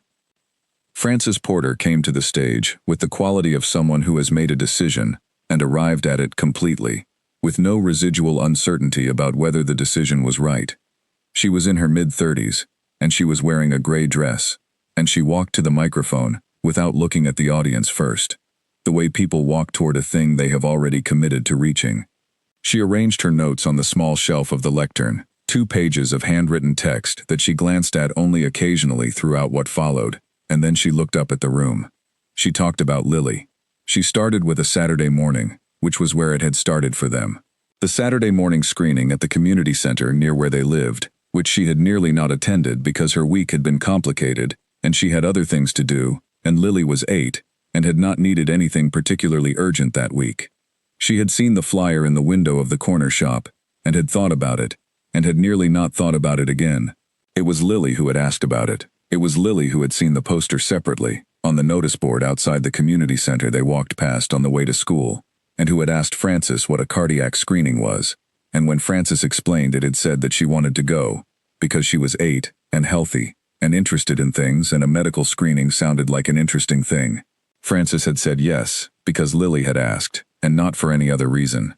She talked about what the Saturday morning was like, the community center, the 2 nurses at the table in the main room, the other children and their parents in the waiting area. She talked about Lily being curious and comfortable, and asking the nurse questions about the equipment, because Lily was interested in how things worked. She talked about sitting in the main room afterward, waiting, with a cup of tea that someone had brought her while Lily was still in with the nurse, and about how she had been thinking about the shopping she needed to do that afternoon, and whether they had time before lunch. She talked about the phone call the following Tuesday. She talked about standing in the kitchen and listening to the nurse explain what they had found, and about the specific quality of what it was like to understand, in the space of a phone call, that something had been living inside her daughter's body, without either of them knowing. The nurse's voice was professional and calm and kind, which Frances described as exactly the right combination of qualities for a conversation of that kind, and the information the nurse delivered was delivered precisely and without any decoration around it. There was a structural abnormality. It needed to be assessed by a specialist. They had found it in time. Frances heard that last phrase, and she sat down on the floor of the kitchen, not dramatically, not collapsing, simply sitting down, because sitting down was what her body decided to do in that moment. She talked about the specialist appointment and the further assessment, and the decision to proceed with a procedure, and the procedure itself, which she described without clinical detail, but with the specific and unembellished texture of what it was like to sit in a corridor in a hospital while something was being done to your child in a room you were not allowed to be in. She described that corridor in terms she had never tried to describe it in before, which was carefully and exactly, because she had found in preparing her remarks that describing it carefully was easier than describing it approximately. She said, "I want to tell you what it feels like to not know. I did not know there was anything wrong with my daughter. I did not know there was a test that could find what was wrong with my daughter. I did not know this program existed until Lily noticed a poster on a community center notice board on the way to school one morning and asked me what cardiac screening meant, and she is the reason I found out." She looked at the room. I do not allow myself to think for very long about the version of this year in which she did not notice the poster. I do not allow myself to think about it because the thinking becomes something I cannot hold. What I can hold is the version I am in, which is the version where she is at home tonight, with a book and a bag of crisps, and a plan to show her friend her scar when she visits on Saturday. She paused. Someone built the program that found her. Someone believed it was worth building, and raised the money to build it, and put it in the communities where it was needed, and made it possible for a small girl to notice a poster and ask her mother what it meant. I am asking you tonight to make sure that other children have what Lily had, the chance to be found. She stepped back from the microphone. The room applauded. Not immediately. There was a moment, perhaps a second and a half, between the end of her words and the beginning of the response, which was the moment in which the room absorbed what it had just been given. Then the applause came, and it was the applause of a room that has been moved to a specific and genuine place, and knows it, and wants to say so. Edward clapped with the rest of the room. He was aware of the sensation of his own hands together, the ordinary physical fact of applauding, because he was present in the room in a way that made ordinary physical facts vivid. He was also aware of something in his chest that was made of grief, and was also made of something that was not quite its opposite, but was in the same territory as its opposite. The territory of things that are painful and meaningful at the same time, of things that hurt because they matter, and that you would not prefer not to hurt, because the hurting is the evidence of the mattering. He thought about Sophie. He thought about what Sophie would have said if she had heard Francis Porter speak. He thought she would have listened with the complete attention she brought to things she considered important, which was everything connected to her work, and she would have said afterward, "That is the argument." What Francis just said is the argument, the not knowing, the poster, the daughter at home with the book. That is what we are trying to prevent. She would have said it with the quiet certainty of someone who had known it for years and was always glad to find it said correctly by someone else. Neil Riley came to the stage next. He was shorter than Edward had imagined from the brief description in the program, and younger looking, with the appearance of someone who had been through something recent and significant and was still in the early process of incorporating it into who he was. He stood at the microphone with his handwritten notes in one hand, and he breathed once, slowly, through his nose before he began. He spoke about Arthur, who was 5 years old and who had been at home that Saturday, with a stomachache that turned out to be nothing, but that had meant Catherine was unwell enough that Neil had considered calling ahead to reschedule. He had decided not to reschedule because Arthur had been telling everyone he knew for a week about the heart screening he was going to, with the specific and comprehensive enthusiasm of a 5-year-old who had decided that this was an important event. Neil had not wanted to be the reason it did not happen. He described the community center and the waiting area, and Arthur sitting beside him, eating a biscuit, and asking whether they would be home in time for his television program. Neil had said yes. He had not known what kind of yes he was saying. He described the nurse who conducted the screening, whose name was Sandra, and who had the quality of someone who had spent her working life in situations that were frightening for the families she was dealing with, and who had found, over the years, the exact register of calm and warmth that the situations required. He described sitting in a small room afterward, just him and Sandra, and a cup of tea he had not asked for, but that had appeared in his hand, while Sandra was explaining what they had found. He described the exact sentence Sandra had used, which he had replayed many times in the months since. She had said, "We have found something we need to look at more closely, and I want you to know that we found it in time." He repeated those words at the microphone, "Found it in time." He said them, and then he stopped speaking for a moment, and the room stopped with him, because the room had understood what those 4 words contained. "My son is 5 years old," Neil said. "He is at home tonight with his grandmother, and he is fine. He is completely fine. He knows he had something in his heart that the doctors had to fix, and he knows the doctors fixed it, and he has a scar on his chest that he considers to be extremely interesting and that he shows everyone who comes to the house." A very quiet and specific response moved through the room at that. Not quite laughter, something warmer than laughter and less effortful. "I am standing here tonight because other children need to have what Arthur had. Other families need to have what we had.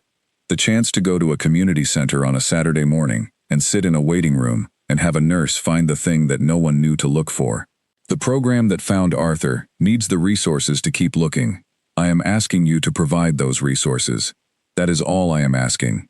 He stepped back from the microphone. The applause was immediate and generous, and lasted longer than any response to the previous speakers. Not because his words were better than Helen's or Francis's, but because the combination of all 3 had built to this point, the data and the lived experience and the straightforward request, and the room had been brought somewhere real and was responding to being brought there. Edward sat with his hands in his lap and did not move. He was aware of several things at once. He was aware of the room, and of the applause, and of the particular quality of the evening, which had done exactly what Clara had told him it would do, which was to give an honest account of honest work. He was aware of his own chest, and of what was in it, which was grief, and something else that he was still in the process of identifying.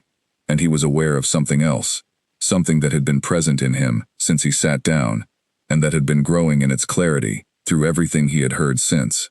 The foundation. He needed to build it properly. He had known this in an abstract way since the days after the letter arrived, but sitting in this room, having heard these 3 people speak, having been in the specific and real presence of the work and the people the work was for, he understood it concretely and urgently, in a way that abstract knowing did not produce. The work could not depend on a room like this one every November, not because the room was not good enough, but because the work was too important to be dependent on any single evening's outcome. The program needed a permanent foundation, properly capitalized, with the structural independence to make decisions based on what the research required, rather than what the fundraising cycle allowed. The name had been with him since the night he read Clara's letter for the fourth time. He had not been uncertain about it. He had spent 2 days after the name arrived sitting with it, examining it from different angles, making sure it was right. It was right. It had always been right. It was the only name it could be. The auction began, and Edward watched it without participating, and the room raised money in the warm and competitive way that rooms raised money when they had been given a real reason to, and the host was skilled and the bidding was strong, and Clara moved along the sides of the room and watched and adjusted and managed without ever looking like she was managing, and the evening continued. Edward waited for the right moment. After the auction, when the room had moved into the ease of the final hour, the conversations resuming, and the particular warmth of a gathering that has accomplished what it set out to accomplish, Edward stood up. He walked across the room toward Clara. She was near the far wall, in conversation with Helen Marsh and a man he did not recognize. She saw him coming from several tables away, and there was a brief, controlled change in her expression, something like surprise precisely managed, and she excused herself from the conversation and moved to meet him in the open space between the tables. "The program tonight was excellent," he said. "Thank you," she said. "Helen was precise, and Francis was true," he said. "Both things were needed, and both were there." "Yes," she said. "I thought so too." He said, "I noticed the paragraph about Sophie, in the program booklet." She held his gaze. "Her work is the foundation of the diagnostic approach. The documentation needed to say so accurately." He nodded. He was quiet for a moment, the quiet of a person who is moving from one thought to another and wants to arrive at the next one precisely. "I would like to discuss something with you. Not necessarily tonight, but soon. This week, if that is possible." "Of course," she said. "I can make this week work." He looked at the room for a moment, at the tables and the people, and the low lights of an evening in its final hour. "I would like to establish a foundation," he said, "in Sophie's name, dedicated to this specific work. Properly capitalized, so that the program is not dependent on the outcome of a single annual event for its basic survival. A permanent structure, with a board, with the financial base to make decisions based on what the research requires, rather than what the fundraising cycle allows." He paused. "I would like to discuss whether you would be willing to direct it." Clara was entirely still. Her expression did not change in a way he could name, but something in the quality of her stillness changed, the way the quality of a room changes when a decision has just been made in it. She said, after a measured moment, "I want to be clear about something before I say anything else. I would not lead an organization that became primarily a monument to someone's grief, rather than a continuation of the work they believed in. I would not do it justice if it were, and I would not do it." "I know," he said. "That is one of the reasons I am asking you." She said, "Why specifically me?" He thought about the question honestly. "Because the work needs someone who understands what it is for, and will not allow it to become something else," he said. "Because you built this evening in a way that kept the center of it where it belonged, which is harder than it sounds. Because the letter you wrote told me something about how you think, which is directly and honestly. And because Sophie would have liked you.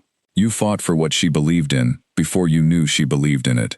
That is not a small thing." Clara looked at him for a long moment. A real moment, without performance on either side of it. "I would be honored," she said.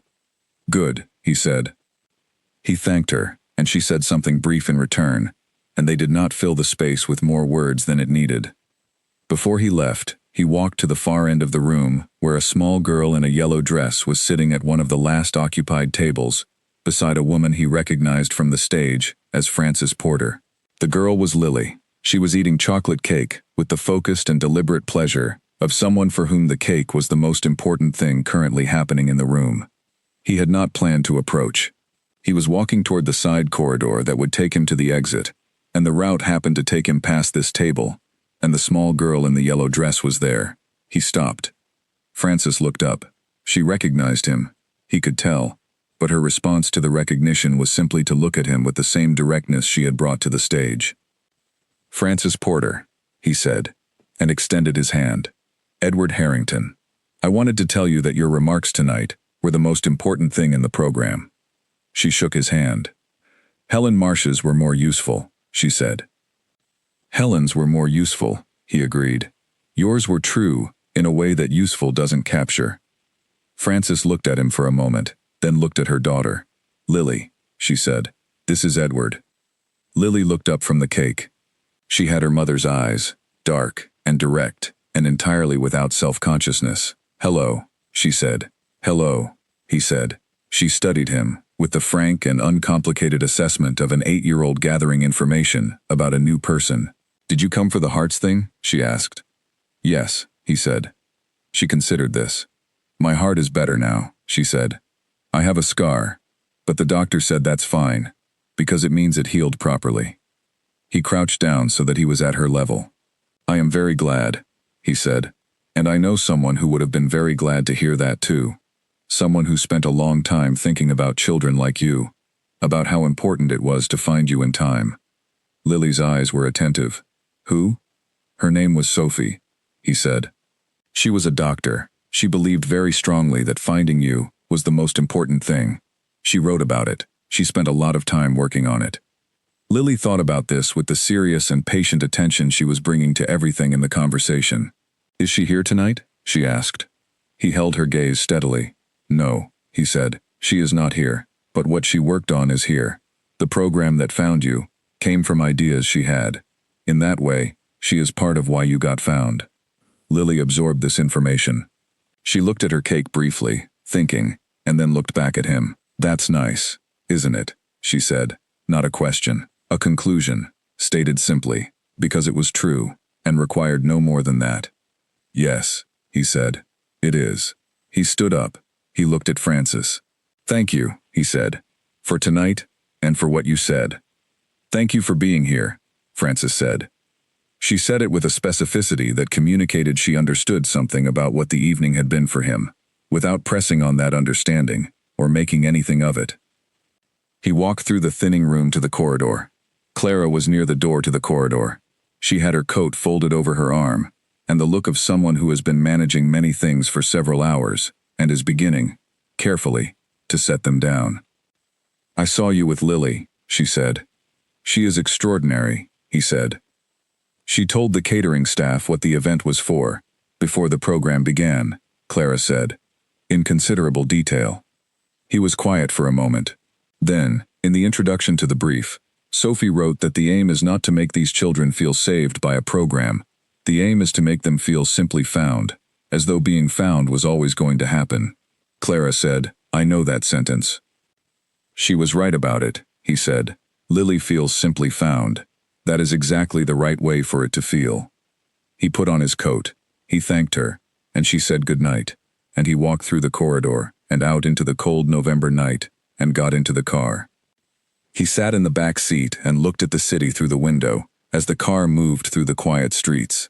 He felt something that was not quite what he had anticipated feeling on the way home from the first room he had been in 6 years. He had expected the weight of it to be dominant.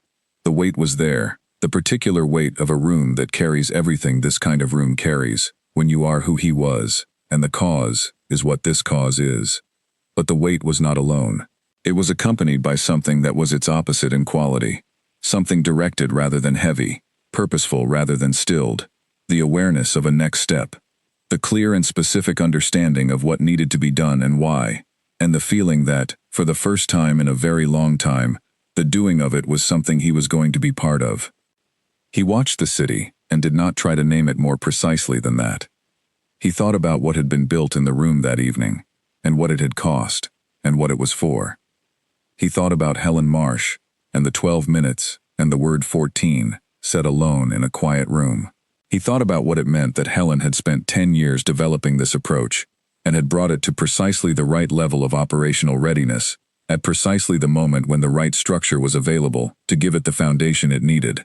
He thought about the communities the program was reaching, the specific communities Sophie had named in the brief, the communities where the diagnostic gap was widest, and where the difference between being found and not being found was most consequential. He thought about Frances Porter sitting in the kitchen floor of her house, not dramatically, simply sitting down because that was what her body decided to do, and about what that moment meant in the life of a family, and what it meant that a program existed that could produce that moment, and what it meant that the program needed money to continue existing. He thought about Lily in the yellow dress, eating chocolate cake with the total commitment of someone for whom the cake was the most important thing currently happening in the world, and about what it meant that she felt simply found, that the finding felt natural to her, that the thing Sophie had described in the brief was working exactly as Sophie had described it should work, not making the child feel saved, but making the child feel as though being found was always going to happen, and the program was simply the mechanism by which it happened at the right time. He thought about the foundation. He thought about what it would take to build it correctly, and about the person he had asked to direct it, and about the 2 hours they had spent in the conference room a few days from now, in which they would make the decisions that needed to be made. He thought the decisions would be made well. He thought that, which was not a thing he thought easily. Arthur pulled up to the house in West London. Edward got out. The street was quiet and cold. He stood on the pavement for a moment before going in, looking up at the sky, which was clear and dark and full of things too far away to be troubled by what happened in rooms. Then he went inside. The foundation idea had not arrived on the night of the gala. It had arrived earlier, in the quieter days of preparation, when Edward was rereading Clara's letter for the 4th time, and thinking about what the conditional funding model meant for the work in structural terms.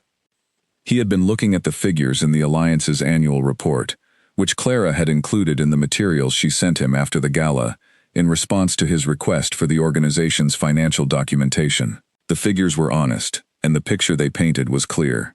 An organization doing significant work on a resource base that was fundamentally uncertain from year to year. Good people, making good decisions, with the tools they had, but always within the constraint that the tools might not be there the following year. That was no way to run something that was building long-term community trust and funding multi-year clinical trials. It was no way to run anything that mattered. He had thought about the structural question for several days, not about whether to do something about it, that was already decided, but about what specifically needed to be done and how it needed to be structured to actually solve the problem, rather than simply to make a large donation that would delay the problem for a few years. Large donations that delayed the problem, rather than solving it, were, in his experience, a common failure mode of well-intentioned philanthropy. The beneficiary organization was grateful for the money. The donor felt they had done something significant, and 3 years later the problem was back, slightly larger, and with slightly less runway to address it. What he wanted to create was different. He wanted to build a structural solution, something that removed the vulnerability rather than temporarily patching it. Something that gave the people doing the work the financial certainty they needed to plan properly, to take the long view, to expand into the regions where expansion was needed, without having to wait for the next fundraising event to tell them whether they could afford to. He wanted to build the foundation that Sophie had always said she would eventually build, that she had described in the brief, and that she had not had the time to get to. The Thursday meeting with Clara had confirmed his sense of the structure. She had been prepared for the conversation in exactly the right way, not over-prepared, not arriving with a detailed proposal that constrained the discussion, but genuinely ready to engage with the specifics and to push back where the specifics needed pushing back on. The 2 disagreements they had in the 2 hours of the meeting were both productive. The first, about operational authority versus board oversight, resolved to a position that protected the director's ability to act quickly on research decisions while maintaining meaningful governance. The second, about the timing of the public announcement, resolved to a slightly earlier timeline than he had initially preferred, and a slightly more specific communications plan than she had initially proposed, and the result was better than either of them had started with. He left the offices at 12:30 and walked to his car and sat in it for a moment before asking Arthur to drive. He thought about what had just been decided. He thought about the name, the Sophie Brennan Foundation. He said it in his head, not aloud, in the way that you test a thing before committing to how it sounds. It sounded right. It had always sounded right. It was the only name it could be. The meeting was on a Thursday morning at 10 o'clock in a conference room at the Alliance's offices in Islington. A clean room, with a round table and good natural light, and a pot of tea that Stuart Fellows had arranged, and then quietly removed himself from, understanding, without being told, the nature of the conversation that was about to take place. Edward arrived on time. Clara was already there, with a folder and a notepad, and the unhurried readiness of someone who had thought carefully about what this meeting was, and had prepared for what it actually required, rather than for what it might seem to require. She had assembled materials, the Alliance's financial reports, the research prospectus, the current partnership agreements, the structure of the program as it stood, and she had reviewed them with the specific question in mind of what a new foundation would need to understand about the existing organization it would be partnering with. She poured tea. He said good morning. They began. He had worked through the structure of the foundation in the week since the gala, with the help of his solicitors and his own thinking, and he presented it directly and without preamble. A charitable foundation, constituted independently, with its own governance documents and its own board. Capitalized with an initial endowment sufficient to provide a stable operating budget for a minimum of 10 years, without requiring annual fundraising to sustain the program's core functions. Not 10 years of constrained existence, but 10 years of operational freedom, the kind of freedom that allowed the people running the program to make decisions based on what the research required, rather than on what the next fundraising cycle had allowed. The foundation would work in partnership with the Alliance, which would remain independent in identity and governance, and would not be subsumed into the foundation structure. The foundation board would be small, 5 people, with specific expertise in pediatric cardiology, public health, law, and charitable governance. The director would have full operational authority within the agreed research mandate, and would report to the board rather than to him. He slid a sheet of paper across the table with a single figure at the top. Clara read it without reacting in any outward way, because she had been trained over years of fundraising work not to react to numbers in meetings, because any reaction gave away information she had not chosen to give. But the figure she was reading was producing results inside her head that she was managing carefully. The results said, the conditional funding was secured, the clinical trials were secured, the early detection protocol was secured, and there were 3 additional programs she had been waiting 2 years to resource that were also, now, simultaneously possible. This is very generous, she said. It is practical, he said. The work is practical. It requires practical support that is not dependent on the annual outcome of a single evening. She set the paper down. May I ask you something? He looked at her. The Alliance has been doing this work for 3 years. You had the means at any point in those 3 years. What changed? He was quiet for a moment. He had anticipated the question, and he had the answer clearly in his mind. But he wanted to give it precisely rather than quickly. Because now I know what the work is, he said. I did not know, before your letter, that the diagnostic framework came directly from Sophie's research brief. I did not know her name was in the program documentation. I did not know the people running this program had understood the intellectual origins of their own approach, and that those origins were hers. I knew, in a general way, that heart research for children was being done. I did not know it was this specific kind, in this specific way, for these specific reasons. He paused. I should have found out sooner. I did not, because I was not looking. And not looking was my own decision, and not a good one, looking back on it. Your letter changed that, Clara said. No one told you because the people who knew you had learned not to go near that territory. Yes, he said. And the people who might have told you about the connection between Sophie's work and the Alliance's work had no reason to connect the two. Why would they? She was not publicly associated with the Alliance. She died before the Alliance was doing the work that her brief described. He looked at the table for a moment. The connection was there to be found, but it required someone to look for it deliberately. You looked for it. That is the difference. They were quiet for a moment. Clara said, I want to be clear about what I can offer. If you want me to direct the foundation, I am good at building things from nothing. I am good at keeping an organization focused on its actual purpose rather than on its own momentum. I will push back when I think something is wrong. I will tell you directly when I disagree with a board decision rather than managing around it. Those are all qualities that will be useful, he said. You will not always experience them as useful, she said, without any softness in the delivery. Particularly the disagreeing. Probably not, he said. I expect we will have arguments. Yes, she said. That is manageable, he said. Sophie argued with everyone she worked with. She considered it a sign of genuine engagement, rather than a problem to be resolved. I came to agree with her about that. It took me some time, but I came to agree. Clara looked at him steadily. I make no guarantees about the quality of my arguments, she said. Nor did Sophie, he said. She simply made the arguments and expected them to be assessed on their merits. That seems right, Clara said. They worked for 2 hours. The governance structure, which required careful thought and 2 small revisions before it worked. The research mandate, which was the most important document in the Foundation's constitution, and needed to be specific enough to have meaning, without being so narrow that it constrained the work as it evolved. The partnership terms with the Alliance, which protected both organizations' independence, while formalizing the collaboration that made the Foundation's approach coherent. They disagreed twice, once about the scope of the director's operational authority relative to the board's oversight, and once about the timing of the first public announcement. And both disagreements resolved to positions that were better than either of their starting points, which Clara noted without saying. At the end of the meeting, when the essential decisions had been made and the process that would bring them to reality had been agreed, the question of what to call the Foundation was a question for approximately 12 seconds. They both knew the answer before either of them said it. The Sophie Brennan Foundation. They shook hands at the table, and Clara walked to the corridor, and Stuart was there, with a cup of fresh tea that was the correct temperature, which told her he had been paying attention to how long the meeting was likely to run.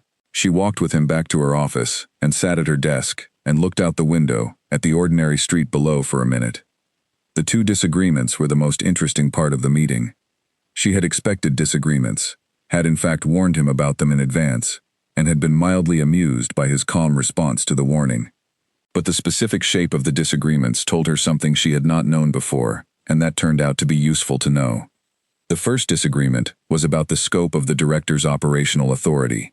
Edward had proposed a structure in which significant research commitments required board approval above a certain financial threshold. Clara had argued for a higher threshold, giving the director more room to move on decisions that required speed. Specifically, decisions about expanding into new communities during a screening season, when the window for community engagement was narrow, and waiting for a full board meeting would mean missing the opportunity. She argued the case with the specifics she had in mind: the South Wales expansion, which had required a decision in a 2-week window when the community health coordinator's availability aligned with the community center's calendar and the clinical team's schedule. If that decision had needed to wait for board approval, the window would have closed. Edward had listened to this without interrupting, which she had noted, and then had said, "The case you are making is a good one for a higher threshold during the pilot phase. I am less certain about the right threshold for the program at scale. Can we agree a threshold for the first 2 years with a review mechanism built in?"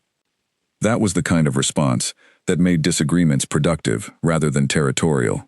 She agreed to it. They worked out the mechanism. It was better than either of their starting positions. The second disagreement was about the timing of the public announcement. She had proposed announcing the Foundation 3 months after formal registration, once the operational structure was in place and the first research commitment had been made. He had proposed 6 months to allow the internal work to mature before public attention was directed at it. She had argued that a 3-month timeline gave the program's expansion announcement a foundation context that would be useful for the community engagement work. He had argued that rushing the public narrative before the operational reality was fully established was the kind of thing that created expectations the organization could not immediately meet. They had resolved it to 4 months, with the announcement sequence to follow the first research commitment rather than the registration. That was also better than either of their starting positions. She had walked out of the meeting thinking that this was what a working relationship was supposed to feel like. Not agreement, not deference, but 2 people who were trying to get to the right answer and were willing to be wrong on the way to getting there. Then she opened her notebook and began writing the list of everything that needed to happen next. The list was very long, stretching down the page and onto the next. She started at the top and worked down, and by the time she reached the end of the first page, she was already thinking about the second, and the particular quality of energy that comes from a very large amount of work that is finally, definitively, possible. The Foundation was registered in the spring. The operational budget was agreed by June. The first additional research commitment, the expansion of the early detection program into 3 new regions, was formally approved by September: East London, the West Midlands, and South Wales. Clara announced the expansion at a gathering in the Alliance's offices on a Tuesday morning, not an event, a meeting. The research team and the program coordinators and 2 board members, and Stuart with his implementation timeline already printed. She said what they were doing and why, and what the timeline was, and Helen Marsh asked 4 questions and all 4 were the right questions. and by the end of the morning the team was working. Edward called that afternoon, when the announcement had gone out. "The South Wales component," he said, when she picked up. "Was that the proposal Helen Marsh's team submitted in August?" Clara set down the document she had been holding. "Yes. You read the August proposals?" "I read everything you send," he said. She had known he received everything. She had not known, until that moment, what he did with it. "What did you make of the cardiac imaging cost breakdown?" she asked. "Conservative," he said, deliberately, showing you can deliver on a modest estimate rather than asking for the full amount up front. "That is exactly what we did," she said. "It is a sound approach," he said. "Establish the trust before the ambition." She spent the 4th week doing something she had not planned to do, which was rereading Sophie's published papers in their entirety. Not the brief, which she had already read 3 times. The 3 journal papers, which she had found but had not gone back to since the initial research. She read them on a Sunday morning, with her coffee, sitting at the kitchen table with her laptop, giving each paper the full attention it deserved. They were good papers. She was not in a position to assess them from a clinical or scientific standpoint, but she was in a position to assess the quality of the thinking and the writing, which were her own tools, and both were excellent. Sophie wrote with the specific economy of someone who had thought very carefully before writing, and who did not use 2 words where one would do, and did not hedge claims that did not need hedging, and did not elaborate beyond what the argument required. The papers were not long. They were as long as they needed to be, and not a sentence longer. The 3rd paper, published 18 months before Sophie died, was the most recent and the most developed in its thinking. It described a follow-up study from the East London Clinic, looking at outcomes for children who had been screened at age 3 versus age 7, and the implications for the optimal timing of community screening interventions. The conclusion was clear. Earlier was better, and the marginal cost of earlier screening was lower than the marginal benefit it produced in terms of outcomes. Clara read that conclusion, and thought about the early detection protocol the Alliance was running, and thought about what Sophie would have made of the protocol's current age parameters, and thought she would have pushed for the parameters to be extended downward. She would have had the data. She would have made the case. Clara sat with the paper for a while. Then she went back to the program booklet she was working on, and made a note to discuss the age parameters with Helen Marsh, before the meeting the following week. The organization of the meeting had been straightforward, which was what she had hoped for. She had booked the conference room for 3 hours, which was longer than she expected the meeting to take, but she had learned over the years that it was always better to have time than to run out of it, and that running out of time in meetings about significant decisions produced worse decisions. Stuart had arranged the tea, and had not asked about the meeting's purpose, which meant he had already understood enough of what was happening from the other signals in the preceding weeks. She had prepared specific materials, not a presentation, not a proposal, nothing that would constrain the conversation to a predetermined shape, but the Alliance's financials for the past 3 years, the research prospectus with its current and projected work, the partnership documentation with the 2 conditionally funded organizations, and the early detection program's operational data from the pilot phase. She wanted the meeting to be grounded in reality rather than aspiration, and the reality, she thought, was a compelling case for exactly the kind of structural solution Edward was proposing. She had also prepared herself for the possibility that the meeting would not go the way she expected it to go. She had been in enough significant meetings to know that the ones you anticipated with certainty were often the ones that surprised you, and that preparation for surprises was itself a form of preparation. She was ready to disagree. She was ready to be disagreed with. She was ready for the conversation to take a direction she had not anticipated, and to follow it wherever it went, without losing the clarity about what the foundation needed to be to actually work. What she was not prepared for, and what she found afterward had surprised her, was how natural the conversation felt. How quickly they had moved from the formal presentation of the structure to the actual substance of how it would work. How directly they had both engaged with the 2 points of disagreement, and how cleanly both disagreements had resolved. There was a quality to working with Edward that she had encountered very rarely before, which was the quality of working with someone who was genuinely trying to arrive at the right answer, rather than at their own answer. It made disagreement productive rather than defensive, because the disagreement was in service of the same goal, rather than a collision between different goals. She thought about this afterward, sitting at her desk with Stuart's tea, writing the list. She thought about the letter she had written, and about the kind of person it had described between its lines, and she thought that the person she had sat across from for 2 hours that morning was consistent with that description in every important way. She noticed, after she put the phone down, that the calls had been changing in frequency. Where they had initially spoken once every few weeks about formal matters, they now spoke once a week, and sometimes more, and the conversations extended past the operational details. He read things and had thoughts about them. They disagreed occasionally. The disagreements produced better thinking. Outside a formal board context, they were beginning to know how the other person thought, and this turned out to be useful information. In the months that followed, Clara noticed things she filed away without analyzing. Edward read every document she sent. He asked specific questions.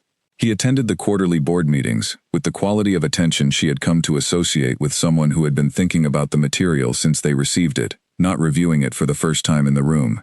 He asked one question at each meeting that no one else on the board had thought to ask, which told her something about how he prepared. She also noticed that when he disagreed with something, he said so directly and said why, and when the disagreement was discussed and resolved, he moved on from it completely. He did not harbor the disagreement or return to it in future meetings. He was not the kind of person who kept score. She had worked with enough people who kept score to know how rare that was. The first year of the Foundation's operation was structured around the 3-region expansion and the consolidation of the data from the East London pilot. Helen Marsh's team produced a mid-year report in August that showed results above the projections in 2 of the 3 new regions, and on target in the 3rd. Clara sent the report to Edward the day it was finalized, with a brief cover note explaining the significance of the above projection results and what they suggested about the approach's scalability. He replied within the day, "The West Midlands results in particular are worth examining more closely. What is the relevant variable? Is it the community trust component or the clinical coordinator experience?" It was a good question. It was the question Helen's team was already asking. Clara told him so, and he said, "I thought it might be. Let me know when they have an answer." She thought, in the weeks after the gala, about the specific quality of that evening, about what it had been and what it had not been. It had not been, despite the board's reasonable hopes and despite the press coverage that followed, primarily a story about Edward Harrington returning to public life. It had been, primarily, a story about Helen Marsh's data and Frances Porter's daughter and Neil Riley's son, and the specific and important and ongoing work of finding children whose conditions had not yet found them. Edward had been part of that story. He had been a meaningful and consequential part of it. But he had been a part, not the whole, and the whole was larger and more important than any single part of it. She thought about what that meant for the foundation they were building. The Sophie Brennan Foundation was not a monument to Sophie or to Edward's grief, or to the circumstances of how it had come to exist. It was a foundation, which meant it was a base on which things were built. It was a structural support for work that would continue to happen after anyone who had known Sophie was gone, after anyone who had been in that room in November had forgotten they were in that room, after the story of the letter and the 24 days and Mrs. Aldred's call had faded into the background of the organization's history. What would remain, if they built it correctly, was the work, the finding, the children. She thought that was exactly right. He mentioned, one Wednesday morning, that he had attended a lecture at a hospital the previous evening, a talk on pediatric intervention methods. He mentioned it the way he mentioned most things, briefly and in passing, as though it were simply a small and ordinary fact about his week. She did not make anything of it, because the event belonged to him, and what it meant belonged to him, and her making something of it would have been the wrong thing to do, but she noted it. They had lunch in February, which was the first time they had met outside a formal context. It arose practically, because they were both near the same part of the city for different reasons, on the same afternoon, and there were 3 items that needed to be discussed before the board meeting at the end of the month. And a lunch seemed more efficient than a conference call. They ate at a small restaurant near the embankment and talked through the board meeting preparation, and then a governance question, and then a review that a cardiology journal was planning on Sophie's published work in connection with the Foundation's establishment. Over coffee, Edward said, "The journal has asked whether I would write a preface to accompany the review." Clara looked at him. "Will you?" "Yes," he said. "I think so." He looked at his coffee for a moment. I have not written about her work publicly before. I have spoken about it, but not written about it. I think the writing is different." He paused. "I think it is time." She looked at him across the small table, at this quiet and precise man who had spent 6 years building a careful and sufficient life inside his own walls, and who was now, gradually, and without announcing it, opening certain doors. Not all of them, not dramatically, just the specific ones that the work required. "Would you like someone to read it before you send it?" she asked. "Yes," he said. "I would like you to read it." He sent her the preface 3 weeks later. It was 5 paragraphs. It was written in the same clear and unadorned voice she had come to associate with how he spoke and thought, every sentence earning its place, without any reaching for effect or sentiment. He wrote about Sophie's work, with the specificity of someone who had understood it when it was being produced, and had held that understanding carefully in the years since. He described the brief and its argument. He described what Sophie had believed about detection and access, and the particular communities that were most at risk. He described what she had been building toward. The final paragraph said that the most meaningful act available to anyone who had loved someone like Sophie was to ensure that what she had believed in continued to be believed in by people who were in a position to act on it. That a vision's measure was not the person who first had it, but what the vision produced in the world past that person's time in it.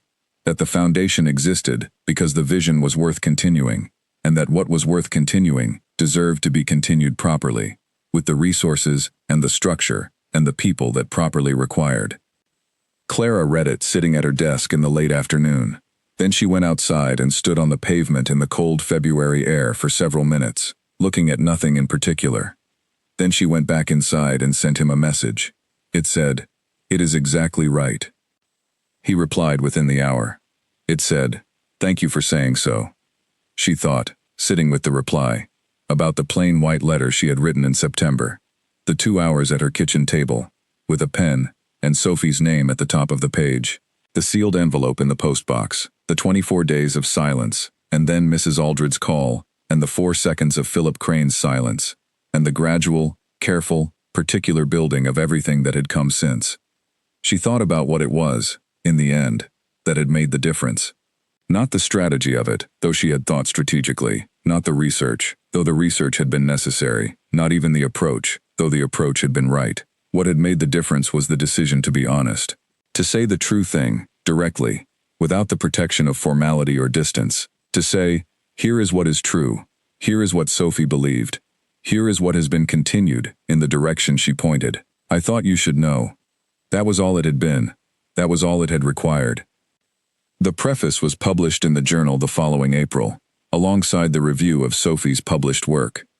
Clara read the published version at her desk on the morning it appeared online. She had read the draft twice, but the published version had a different quality. It was fixed now. It was in the record. Sophie's name was on the cover of the issue, in the context of a retrospective review that had been commissioned specifically because of the foundation that bore her name. And Edward's preface was the first thing you read when you open to the relevant pages, and it described her work, and what she had believed, and what that belief had produced in the world past her own time in it. Clara sat with the published journal page on her screen for a longer time than she typically sat with anything. She thought about all the things that had happened since she had posted an envelope in a postbox on a Tuesday morning in October. The 24 days, and Mrs. Aldred's call, and the empty seat near the stage, and the program booklet paragraph, and the 2 hours in the conference room, and the list she had written that had been very long, and that she had worked through systematically from the top. The foundation registered and operational. The 3-region expansion underway. The children being screened. The families receiving the calls that said we found something, and we found it in time. She thought about the letter on the wall of the offices, 6 streets from where she was sitting. The plain white paper with Sophie's name at the top. She thought, it was all true. What she had written was all true, and the truth of it had been enough. That was the thing she most wanted to remember, she thought. Not the technique, or the strategy, or the approach. The decision to tell the truth about what was true, and to trust that the person who received it would know what to do with it. She closed the journal page. She opened her email. There was a message from Helen Marsh with the latest results from the West Midlands screening cycle, and they were good, and she read them carefully, and was glad. She thought also, in the days before the inaugural gala, about what it meant to have worked on something for 2 years, and to still find it genuinely interesting. This was not a universal experience in her life. She had worked on projects that she had been interested in at the start, and had found progressively less interesting, as they moved from the difficult phase, which was interesting, to the administrative phase, which was necessary but less so. The Sophie Brennan Foundation had not done that. It had remained interesting throughout, which she attributed partly to the quality of the people she was working with, and partly to the nature of the problem, which was the kind of problem that revealed new complexity the closer you got to it. Helen Marsh was the best version of that kind of person. She was never satisfied with what the program had already accomplished, not in a discontented way, but in the specific way of someone who could always see the next step clearly enough to want to take it. She was already talking about the fourth region. She had already identified the community health partnership that would make the fourth region viable. She was waiting for the funding to confirm before beginning the formal engagement process, because beginning the formal engagement process before the funding was confirmed was the kind of thing that damaged community trust when it fell through, and she had spent too long building community trust to risk it. Clara respected this absolutely. She respected it in the same way she respected the specific combination of qualities that Edward brought to the board: the precision of his questions, the quality of his attention, the willingness to be wrong in the direction of a better answer. She had not been certain, when she had agreed to direct the foundation, that the governance structure would be workable. She had worked in organizations where the board's relationship to the operational team was the source of most of the organization's friction, where the governance structure existed not to support the work, but to monitor it, and where the monitoring produced defensiveness rather than performance. That had not happened here. She thought it was partly structural, the design of the governance documents they had argued out together in the conference room, and partly personal, the specific qualities Edward brought to the board role. She was glad of both. The inaugural gala of the Sophie Brennan Foundation took place in April of the second year, in the same Georgian Hall in the center of the city, the same hall where the Children's Heart Alliance had held the gala that had started all of this. Clara had planned it with the same care and the same deliberate intention, not a performance and not a celebration and not a memorial, but an honest account of work that was being done well and that needed to be seen to be supported. 240 people attended. Every seat was filled. Helen Marsh spoke first. She brought 3 years of additional data, the combined results of the pilot phase and the East London program, and the early stages of the West Midlands expansion, and she presented them with the same clear and purposeful directness she had brought to the first gala 18 months before. The numbers had grown. The diagnostic gap was narrower in East London than it had been. Not closed, she was precise about that, because she was always precise about what had been accomplished and what had not, but measurably narrower. In the West Midlands, the first phase was producing results that matched the projections. In South Wales, 3 months into its first screening cycle, the early indicators were what Helen described as cautiously promising, which Clara had learned was Helen's way of saying significant. He watched Helen speak with a specific quality of attention that he had developed in the years of reading her quarterly reports, and the board papers, and the detailed methodology documents that she produced, with the particular thoroughness of someone who believed that the people funding the work deserved to understand it, as well as the people doing it.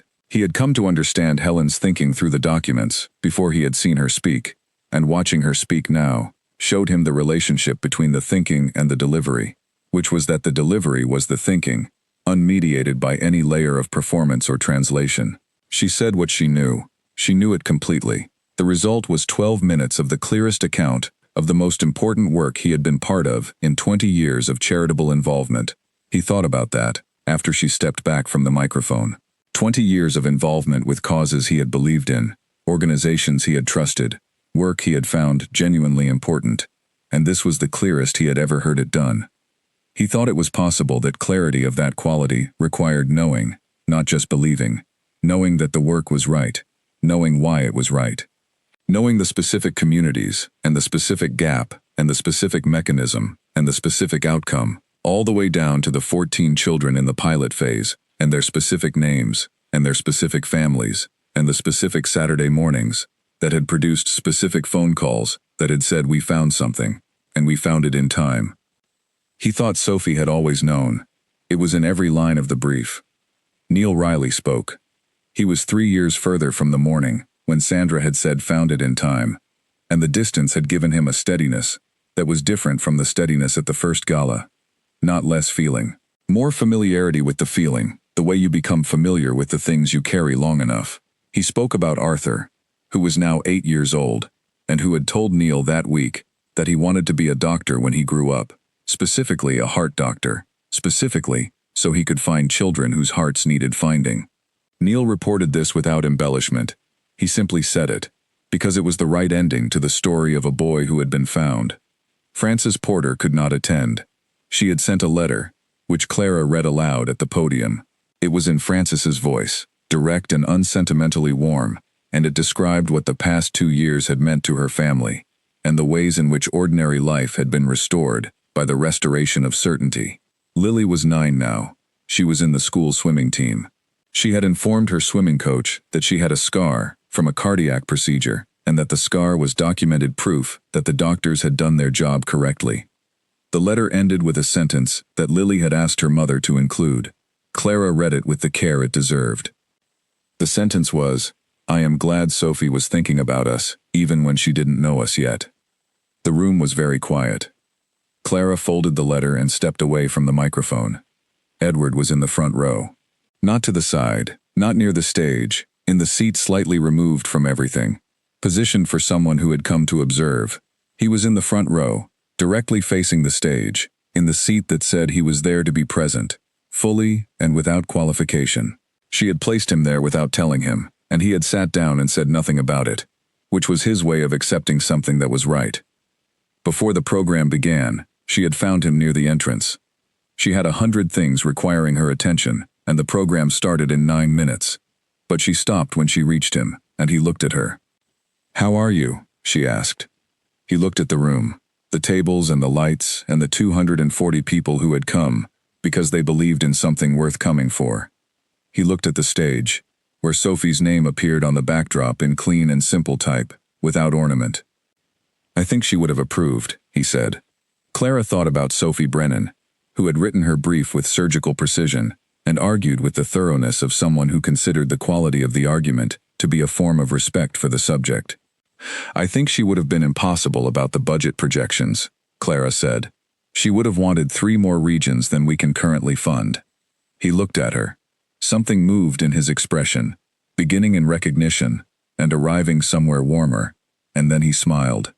It was a small smile, the real kind, the kind that came without preparation and did not stay long, and was genuine throughout. "Yes," he said, "she absolutely would have been." Clara's phone buzzed. She excused herself and moved away, and did not look back, because looking back would have been a different kind of moment, and this was already the right kind.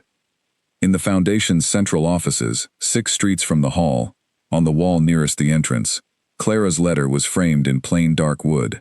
Not the formal letter on charity letterhead, the other one, the plain white paper, the careful handwriting, Sophie's name at the top, written simply, the way you write the name of someone who does not need an introduction to the person who will read it. Edward had suggested framing it at the first board meeting, after the Foundation was constituted. Clara had agreed, before he finished the sentence. It was there because it belonged there, not as a trophy and not as a monument, as a reminder of what it had taken. A reminder that sometimes, when every formal approach has been tried and every professional appeal has come back with a polite and final no, the thing that works is the simplest and most demanding thing, the honest thing, the thing that says, "Here is what is true. Here is what the person you loved believed in. Here is what has continued in the direction they were pointing. I thought you should know." The evening began.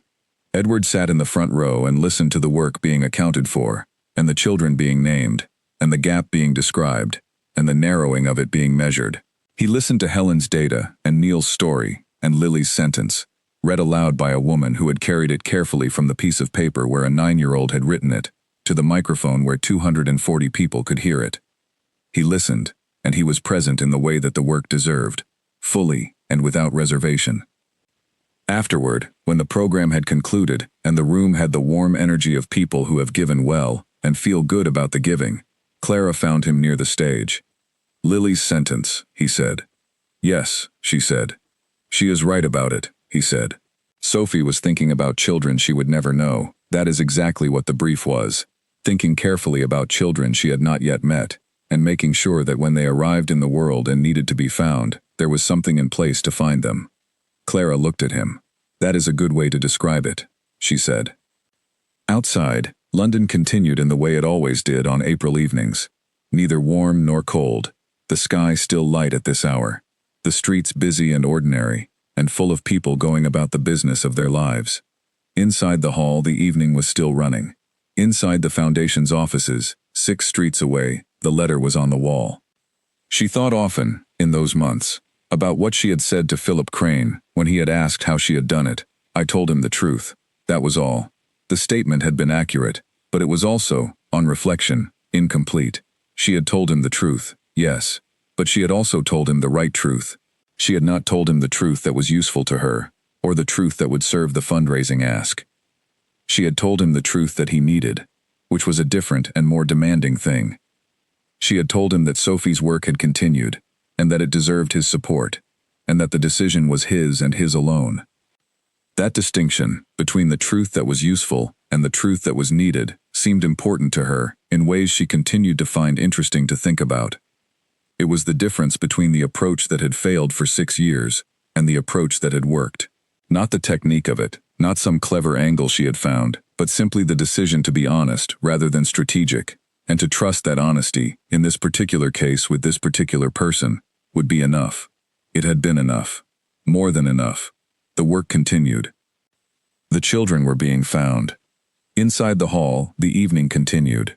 The fundraising had exceeded the target by the time the formal program ended, which Helen reported to Clara in a whispered figure near the stage door, while the room was still in the warmth of its final hour.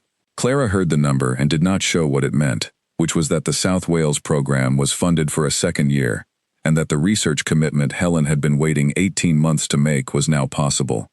She told Helen the number would be confirmed in the morning. Helen nodded once and went to find Neil Riley, because she wanted to tell him about Arthur's comment, about wanting to be a heart doctor, because she thought he deserved to hear that someone who worked in the field found it exactly as wonderful as he should. Clara stood near the stage for a moment, alone, with the room doing what it was going to do around her. She thought about the years that had brought her to this specific spot, in this specific room, on this specific evening. The 3 years running the Alliance, the 11 weeks, the 2 hours with the pen, the 24 days, and the phone call, and the seat near the stage at the first gala, and then the seat in the front row at this one. Not to found it, or to fund it, or to announce it, or to celebrate it, but to actually build it, day by day, decision by decision, with all the disagreements and revisions and surprises that building required.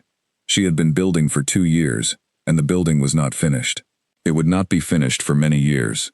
The gap between what the program was now and what Sophie had described in the brief was still considerable, and the gap between what Sophie had described and what was actually needed in the world was larger still. But it was smaller than it had been. It was specifically and measurably smaller, and that, she thought, was the right measure of whether something was working.